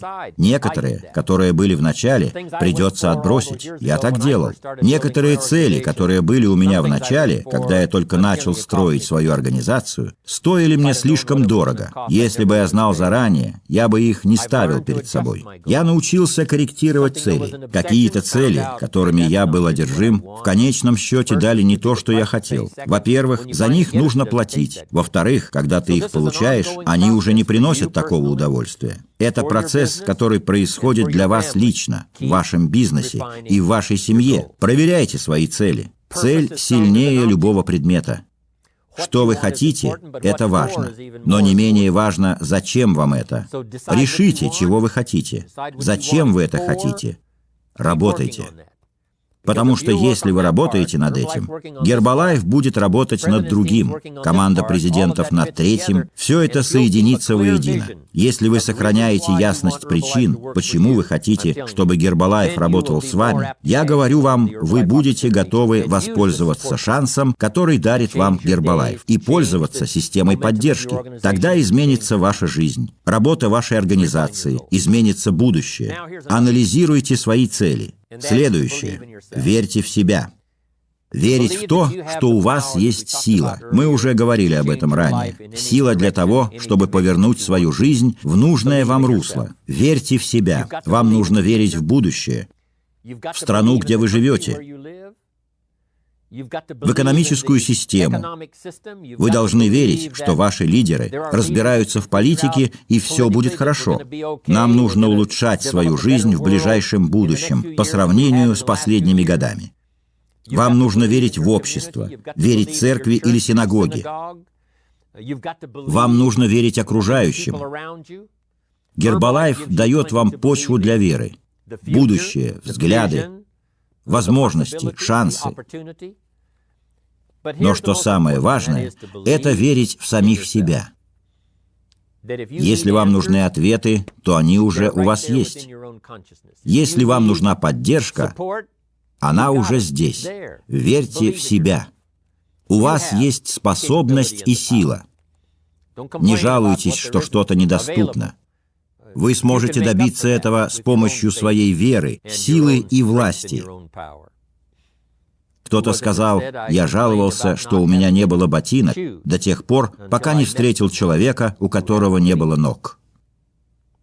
У вас есть все. Способность видеть, способность верить. Этот год очень удачный для Гербалайф. Год успеха. Прибавьте к этому вашу веру в себя, и ваша жизнь изменится. Изменится ход вашей жизни, изменится организация. Вот еще, буквально пара слов. Спрашивайте совета. Нам всем нужно полагаться на высшую силу. Если вы строите бизнес с Гербалайф, вы полагаетесь на тех, кто пришел раньше вас и создал мощную организацию.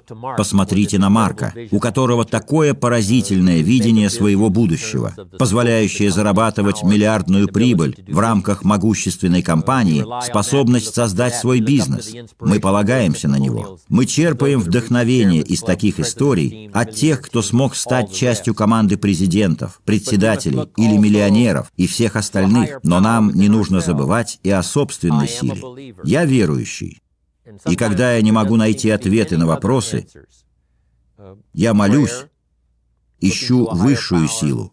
Полагаю, она есть. Она может помочь вам обрести покой. Она поможет вам в поисках прогресса.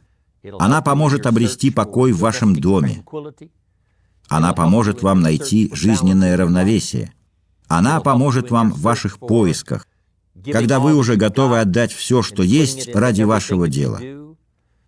Я дам вам ответы, независимо от того, как далеко вы хотите зайти, какой вы хотите видеть вашу жизнь, сколько вы готовы вложить в будущее.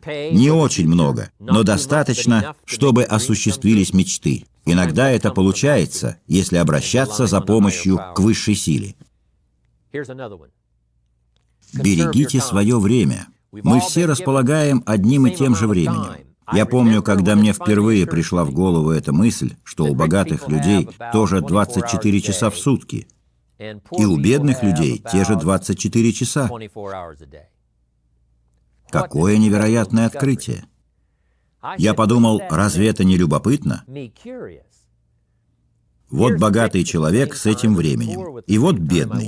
Интересно, в чем разница? В этом вся жизнь. Видеть разницу и понимать, как у одних людей получается не упускать удачный момент. Не упускать день и стараться быть продуктивнее в 5 раз, чем 5 лет назад.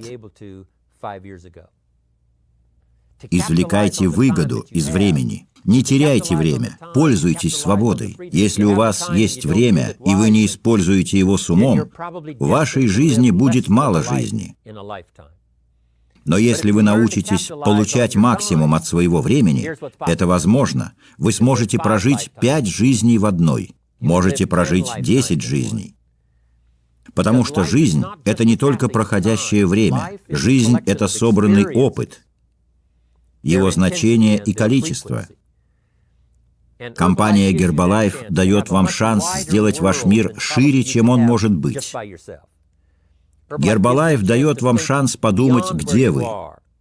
Может, до того, как вы стали частью Herbalife, вы думали более ограниченно, только о том, что вас окружает, потому что у вас были такие возможности. Но теперь вы в Herbalife, и у вас есть шанс подумать о том, что далеко за пределами вашего пространства. Подумать о том, что вы влияете на жизни многих людей. Теперь, если вы будете беречь свое время и мудро им распоряжаться, говорю вам, вы можете прожить несколько жизней и научиться влиять на жизни других людей, заставляя их возвращаться и говорить спасибо. Это лучший подарок. Это одна из причин, почему я до сих пор путешествую. Конечно же, кто-то говорит: «Мистер Рон, 5 лет назад, 10 лет назад, 20 лет назад я услышал вашу историю, я слушал вас, и это изменило мою жизнь. Смотрите, что происходит со мной». Этого вы не купите за деньги. Прошу вас разумно использовать ваше время. Время, отведенное вам.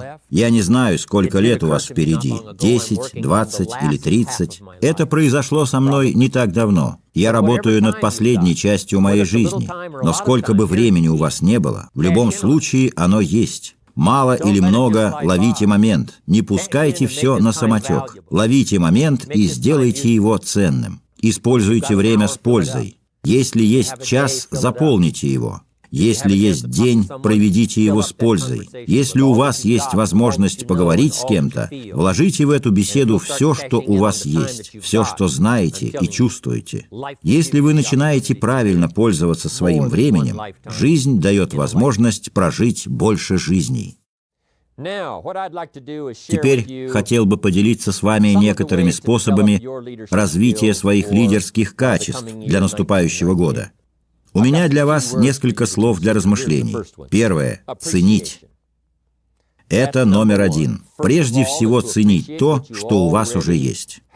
Умение ценить – уникальное качество. Оно откроет нам больше, если мы научимся дорожить тем, что имеем. Ценить то, где мы находимся, в этом моменте истории. Это великие времена в истории, какие когда-либо видел мир. Это невероятно. Демократия процветает. Свободное предпринимательство теперь на коне. Herbalife в тех странах, где мне удалось побывать, удивительно наблюдать, как там работает компания. Видеть, как из малого люди получают что-то большее, беря то немногое, что у них есть в этот момент, и превращая это в нечто большее в своем будущем. Это захватывающе. Демократия, свобода, предпринимательство. Нужно все это ценить. Ценить шанс, ценить возможность. Ценить все то, благодаря чему мы здесь. Это чувство благодарности делает нас особенными. Это отличает нас на рынке. Ведь очень просто не ценить. Очень просто сидеть, завтракать и думать, откуда взялась соль на столе. Умение ценить. Просто соль, которой я солю яйца по утрам. Говорю вам, если задуматься об этом, интересно, откуда эта соль? Через сколько рук она прошла, прежде чем попасть на стол? Кто наклонялся и добывал ее в соляных шахтах? Кто упаковывал и отправлял? Сколько этапов прошла соль, прежде чем попала на стол, чтобы я просто взял ее и посолил яйцо? Это чувство восхищения и благодарности. Нет больше ничего подобного. Это выгодно отличает вас от всех остальных. Что вы умеете ценить? То, что окружает вас. Ценить то, что дают вам другие люди. Умение ценить – это ключ к успеху для всех нас. Вы не можете достичь успеха сами по себе. Невозможно творить судьбу в одиночку. Ее делают многие руки и многие голоса. Многие люди, которые стоят за вашей историей успеха. Итак, умение ценить. Мне кажется, мое чувство благодарности особенно усилилось в конце этого года. Что произошло со мной? Если бы у меня было чувство благодарности родителям, которые дали мне потрясающий старт, я был просто ребенком. Они отдавали мне время. Это было невероятно. Я сейчас ощущаю, что мне это дало. Я смог пройти через все испытания и использовать все возможности, которые дала мне жизнь. Я по-прежнему пользуюсь тем, чему они научили меня, теми идеями, которые они разделили со мной. Они заботились обо мне. Они дали мне потрясающую базу. Она служит мне по сей день. Теперь я ценю это. Я ценю всех, кто стал моим другом, тех, кого я нашел в семье Гербалайф. У меня нет ни братьев, ни сестер. Я нашел их здесь. И некоторые из них давали советы, которые были мне нужны. И тех, кто не бросил меня, когда у меня были тяжелые времена. У меня появилось чувство благодарности за это. Это дает нам возможность ценить то, что есть сейчас. Это открывает в нас что-то новое. Это делает нас готовыми получать больше. Мы можем черпать новые идеи. Если человек ценит то, что было у него раньше, что поддерживало его и сделало успешным к настоящему моменту. Второе – осмысление. Способность понимать, что мы имеем. Это так важно. Некоторые люди не могут понять, чем они обладают. И мы знаем, что они поэтому так мало этим пользуются. Если бы они знали, что имеют, это бы изменило их жизнь, это изменило бы их отношения. Второе – это дало бы им видение своего будущего, о каком они никогда не мечтали. Надо просто дать им понимание. Все мы способны на это. Понимать и сознавать, чем мы обладаем. Вот что я прошу вас сделать. Независимо от того, пришли вы в бизнес только сейчас, или вы с нами уже долгое время, я прошу вас провести переоценку того, что вы имеете. Просто подумайте обо всех возможностях. Люди, продукты, возможности. Все, что у вас есть сейчас, нужно использовать по назначению, чтобы строить свою жизнь и будущее. У многих людей есть мечты, но они стараются не мечтать слишком много, потому что у них нет вариантов, нет средств для реализации, нет возможностей, у них нет влияния. Они не ходили на тренинги, как вы. Они не были на семинарах, как все мы. Они не слышали тех историй, которые слышали мы. Если посмотреть на все это, нам нужно реально осознать, что у нас есть все. Если мы увидим, чем обладаем на самом деле, мы сможем сделать еще больше в будущем. В 2, в 3, в 4, в 10 раз больше. Поэтому это ключевое слово для комплексного развития лидерских качеств. Следующее. Возможность. Вам нужно видеть возможность. Возможность вокруг вас. Она всегда с вами. Возможность для людей, которые могут купить у вас продукты. Кто может пользоваться вашей возможностью в рамках маркетинга? Видеть возможность. Если бы мы не видели возможность, не имело бы значения, насколько ценна система. Если вы не увидите возможность, она пропадет. Все пропадет. Нужно видеть возможность в каждом человеке, которого вы встретите. Он может оказаться другим. Он может стать следующим Марком Хьюзом или членом команды президентов, даже если это подросток или ребенок. У ребенка есть родители. У них есть возможности. Если поговорить с ними, может быть, они расскажут то, что слышали от родителей. И дальше по цепочке. Родители придут навстречу и встретятся с нами. Ищите возможности. Не упускайте шанс. Научитесь видеть возможности рядом с вами. Так просто быть занятым и немного слепым. Просто плыть по течению и не видеть своих возможностей. Причина, почему я здесь, я увидел возможности. Возможность расширить взгляды, получить новые навыки. Возможность встретить людей, которых не встречал раньше. Возможность посетить места, где я раньше не был. Возможность стать ценным сотрудником. Возможность самосовершенствования, чтобы помогать другим людям. Я увидел свою возможность, поэтому я здесь, поэтому я говорю с вами сегодня. Если бы я не увидел этой возможности, я бы занимался чем-то другим, чем-то весьма заурядным. Но сегодня я в очень выгодном положении, в необычном положении. У меня есть возможность использовать свои знания, свой опыт и умения, чтобы влиять на жизни и будущее многих людей. Я увидел возможность. Я понял ее преимущество, и я хочу, чтобы вы тоже не упустили возможность. Теперь следующее. Целостность. Как вы наполняете свою жизнь тем, что у вас есть? Продукты, люди, команда Гербалайф, система поддержки, Марк Хьюз – вот что вам надо поддерживать. Это ваша целостность. Целостность – это те качества, которые бескомпромиссны. Внутренние качества, которые делают вас твердым, когда порой мир вокруг вас рушится. Целостность, которая поддерживает ваш характер.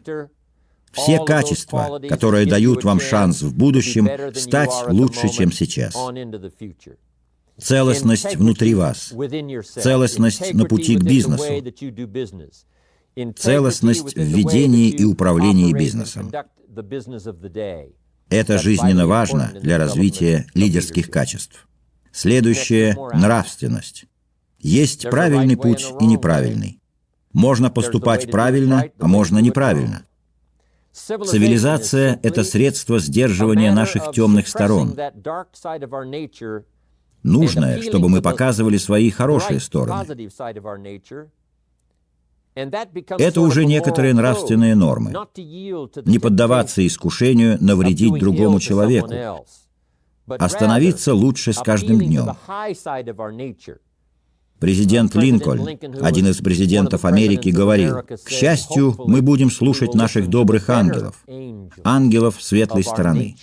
Это призыв к светлой стороне. Безусловно, нужно говорить о морали, что правильно и неправильно. Но давайте постоянно стремиться к саморазвитию. С точки зрения морали, мы должны все делать правильно. Лучший учитель для вашей морали – ваша совесть. Когда тонкий голосок внутри вас говорит, что вы перешли черту, он говорит, эти слова будут не очень уместны. Это не будет лучше. Это не принесет победу. Это все разрушит. Это не поможет развитию. Слушая свой внутренний голос, мы можем придерживаться морали. Марк умеет это. Наша компания умеет это. Это умеем все мы, придерживаться морали и действовать правильно. Мораль маркетинговой системы. Очень важно делать все правильно. И Гербалайф работает хорошо, делает все правильно. Нет необходимости говорить, что плохо поддаваться соблазнам. Еще одно. Люди. Одно из самых важных слов в словаре лидера. Люди. Что надо понять? Люди там, где удача. Вы можете просто менять порядок этих двух слов. Удача, люди. Люди, удача. Удача состоит не в том, чтобы выкапывать золото из земли, потому что само по себе золото не стоит ничего. Ничего не имеет ценности, пока человек не придает этому ценность. Чего стоит золото? Вы не можете его есть. Какую ценность имеет все остальное, пока человек не даст свою оценку? Надо понимать, почему люди там, где удача. В бизнесе мы все продвигаем продукты, но мы в человеческом бизнесе. Мы обучаем клиентов, они люди. Дистрибьюторов, они тоже люди.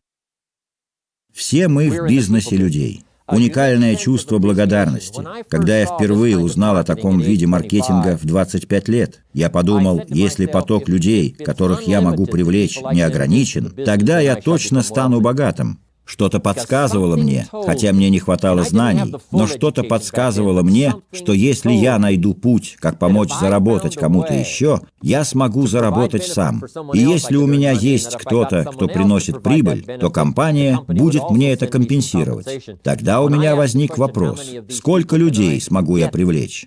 Мне тогда сказали, столько, сколько захочешь. Я сказал, тогда я стану богатым. Что-то подсказало мне. Должно быть, я унаследовал это от родителей. На одном из первых тренингов я сказал: люди там, где удача. Вот как вы должны заботиться о бизнесе. Да, заботиться о деньгах. Да, заботиться о системе. Заботиться о начальной подготовке и семинарах. Заботиться о деталях. Но вот что вам нужно сделать, если вы хотите быть удачливым. Заботиться о других людях, потому что люди там, где удача. Если вы поможете им вырасти, то они помогут вам вырасти. Если вы поможете им подняться, то они помогут вам. Вы можете увеличить продажи, но они упадут. Можете увеличить звук, но он снова уменьшится. Если вы поможете подняться людям, вы не упадете. У вас будет основа. Вы готовы встретить будущее. Ключевое слово. Следующее ключевое слово для развития лидерских качеств – это сила. Надо понять, как использовать силу человека. Сила зарождается рано. Когда один ребенок превосходит другого, его нужно тренировать. Пока это только доминирование, не название игры. Игра называется сотрудничество. Нам нужно перестать неправильно использовать силу. Все вы, к кому я обращаюсь сегодня, обладаете силой. У вас есть сила, чтобы изменить чью-то жизнь. У вас есть сила в вашем языке и в ваших словах. Ваша сила в вашей личности. Ваша сила в вашем темпераменте. Ваша сила в вашем языке. У вас есть сила для того, чтобы помогать людям видеть то, чего они не видели раньше. Скорее всего, если вы поможете одному человеку увидеть то, чего он не замечал раньше, человек сделает что-то с этим. Если вы заставите их увидеть то, что видите вы, возможно, они сделают то же, что и вы. Примите решение, начните, растите, развивайте их способности. Будьте полны энтузиазма в вопросах о будущем. Пусть они видят то же, что и вы. У вас есть такая возможность, такая сила. Она безгранична и этим потрясающая. Все, начиная от топов и заканчивая новыми сотрудниками, обладают этой силой. Если мы будем грамотно ее использовать и не поддадимся искушению неразумно тратить силу, что разрушительно, а будем умно использовать силу, она поможет строить жизнь, строить команду, создать компанию, быть лидером в индустрии. У нас сила, чтобы сделать это. У нас есть сила влиять на бизнес. Такого не будет ни в одной компании в 21 веке. У нас есть общая сила, чтобы сделать что-то невероятное в пределах вашей страны, где вы живете, и в странах по всему миру. Какую зону мы имеем? Давайте использовать это разумно. Сила компании, сила дистрибьютора, она принадлежит нам. Давайте пользоваться ею правильно. Давайте пользоваться так, чтобы менять жизни людей. Давайте им свет, чтобы они выходили из мрака ко свету будущего. Ключевое слово. Вот еще ключевое слово – справедливость. С тех пор, как мы привлекли в нашу компанию огромное количество людей, появилось много споров и вопросов. И для того, чтобы стать лидером в следующем году, вам нужно будет, готовясь к следующей паре лет, вам надо обладать справедливостью. Знаю, что справедливость – спорное слово. Что такое справедливость? Но вы все должны это делать. Делать лучшее, что возможно. Это может делать каждый. Делать лучшее, на что ты способен. Когда у меня было выступление, я после окончания стал анализировать и подумал, что это было лучшее мое выступление. Но это не так. Это не значит, что я не могу сделать лучше.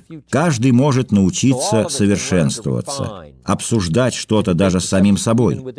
Подумайте, что могло бы быть лучше. Ключевое слово для будущего – справедливость. Вот еще. Будьте готовы прощать. Когда кто-то совершил ошибку, он бы хотел прийти и сказать: «Эй, мне очень жаль». Будьте готовы простить. Но вот кое-что важнее. Будьте готовы простить самих себя, чтобы не испытывать чувство вины потом. Не так давно я говорил о принятии боли, но не о чувстве вины. Если вы приняли лучшее решение, а некоторые решения могут причинять боль. Как родители, когда мы принимаем решения за наших детей. Это очень болезненно. Вам надо запомнить, что если вы приняли лучшее из возможных решений, примите боль, но не чувство вины. Нельзя жить с чувством вины. Оно может расти и поставить вас на колени. Оно может уничтожить вас. Чувство вины опустошит вас и съест изнутри, и у вас ничего не останется, чем можно делиться с людьми. Да, некоторые решения болезненны. Вы принимаете боль. Да, некоторые решения приносят боль. Некоторые вещи, которые приходится делать, приносят нам боль. Но нам надо научиться принимать боль, а не чувство вины. Затем, вам нужно умение сказать «прошу прощения», если вы допустили ошибку. Это одно из высших умений в основах лидерства. Чем дальше мы идем, тем больше мы окружены комфортом, безопасностью и успехом. Иногда сложнее всего, а иногда самое важное — сказать «прошу прощения». Я думал, что был прав в тот момент, но оказалось, что нет. Я думал, что поступаю правильно, но теперь вижу, что нет. Прошу прощения. Я знаю, что иногда это сложно сказать, но настоящие лидеры, чем больше они становятся, тем сильнее они становятся. Чем могущественнее они, тем лучше эти люди понимают, как важно извиняться. «Извините» — волшебное слово, с которого может начаться дружба. С нее может начаться доверие между двумя людьми. «Извините» — очень хорошие слова для следующего года.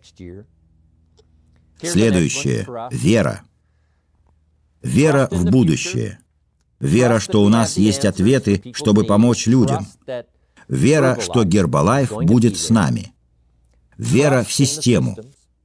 Нужно верить нашим странам, другим странам, где представлена компания. Мы должны верить, что все будет хорошо.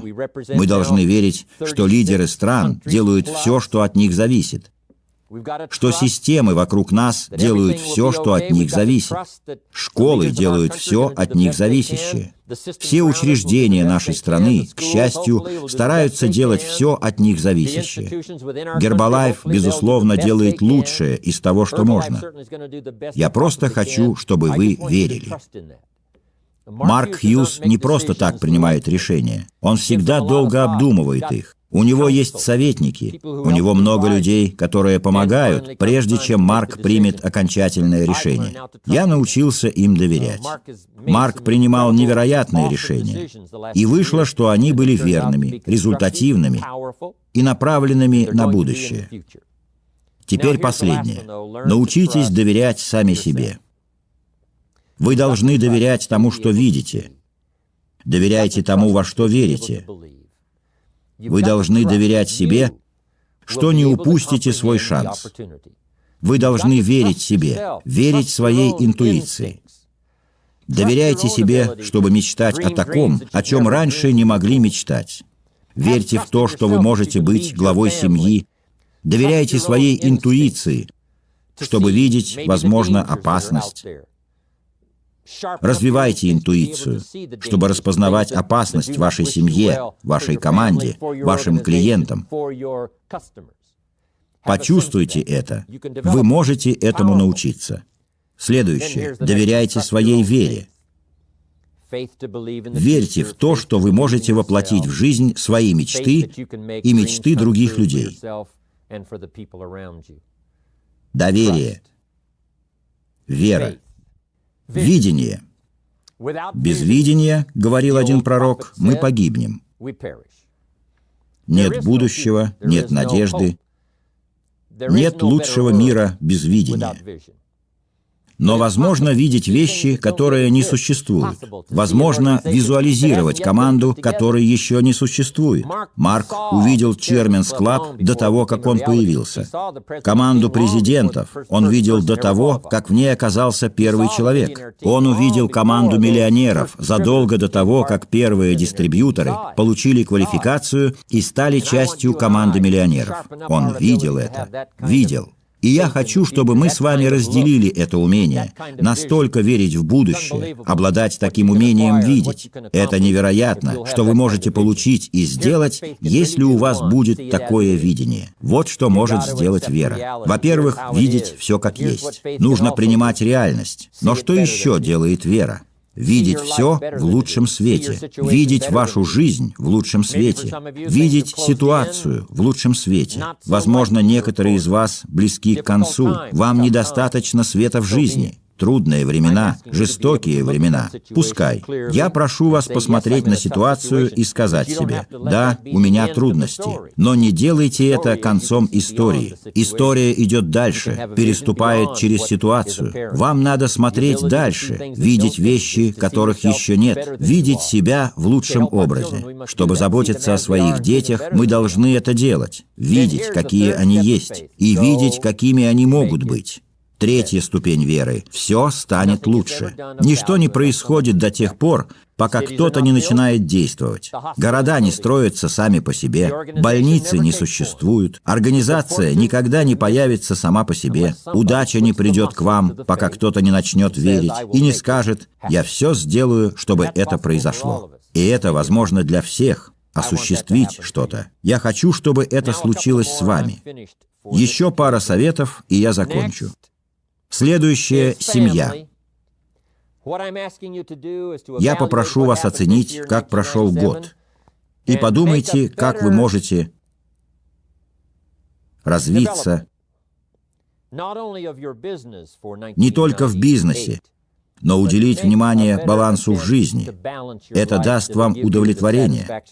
Тогда через год вы оглянетесь назад и скажете: «Я помню, что сказал Джим Рон. Это хорошее время, чтобы оглянуться на прошлый год и сделать выводы для следующего. Как я могу сбалансировать свою жизнь?» Я не хочу тратить свою жизнь на вещи, которые не стоят того. Я не хочу упускать вещи, которые стоят моего времени. Неважно, имеет это отношение к бизнесу или нет. Давайте заглянем в конец этого года.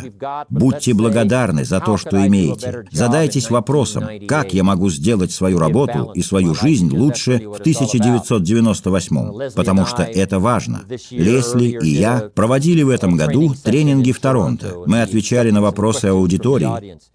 Несколько человек задали такой вопрос: как вы совмещаете жизнь с карьерой? С тем, чтобы быть матерью, отцом, иметь семью и быть в команде миллионеров? Как вы делаете это все, имея международный бизнес? Вот в чем могу вас заверить. Это возможно. Возможно, если вы работаете над этим. Если бы мы сказали: как смог такой молодой человек, как Марк Хьюз, столько лет назад создать компанию с многомиллиардной прибылью, тогда это казалось невозможным. И теперь он обладает этой удивительной способностью продвигать компанию Herbalife, путешествовать по миру, встречаться с теми, кто ему нужен, созваниваться с кем нужно, при этом управляя многомиллиардным бизнесом. Ему позволяет это делать система, которую он создал, и навыки, которые развил. Я говорю, что вы можете сделать то же самое, чтобы легко балансировать по жизни и управлять большой корпорацией. Если хотите, чтобы она была скромной, без проблем. Но если вы хотите большую, вперед, у вас получится. Вы можете управлять бизнесом за пределами страны. Вы можете управлять им сейчас. Вы можете сохранять равновесие и смотреть фильмы, ходить на спектакли и концерты. Управлять своим временем возможно. Да так, что вы сможете делать все, что вам нужно.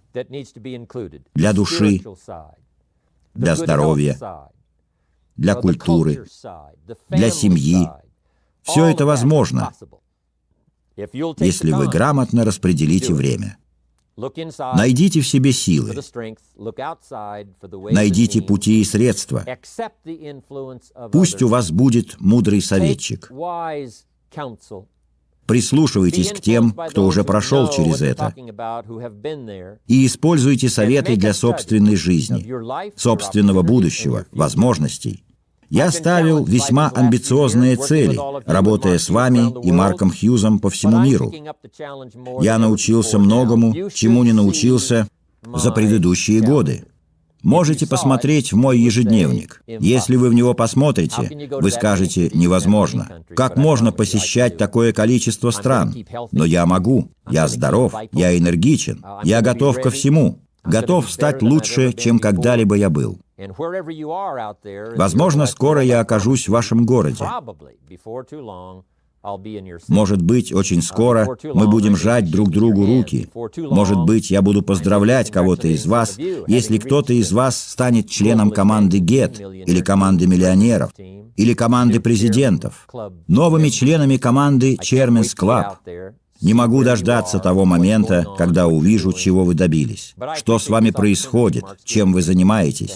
Я ценю эту возможность, которую мне дал Марк, возможность поговорить с вами в конце года. Надеюсь, некоторые идеи, которыми я делился от всего сердца, пригодятся вам в этом году и следующем. Для меня большая честь помогать вам, делиться своим опытом и идеями, когда я путешествую по миру. Нет никого счастливее меня на данный момент. У меня есть возможности, планы на будущее. Есть шанс работать с вами,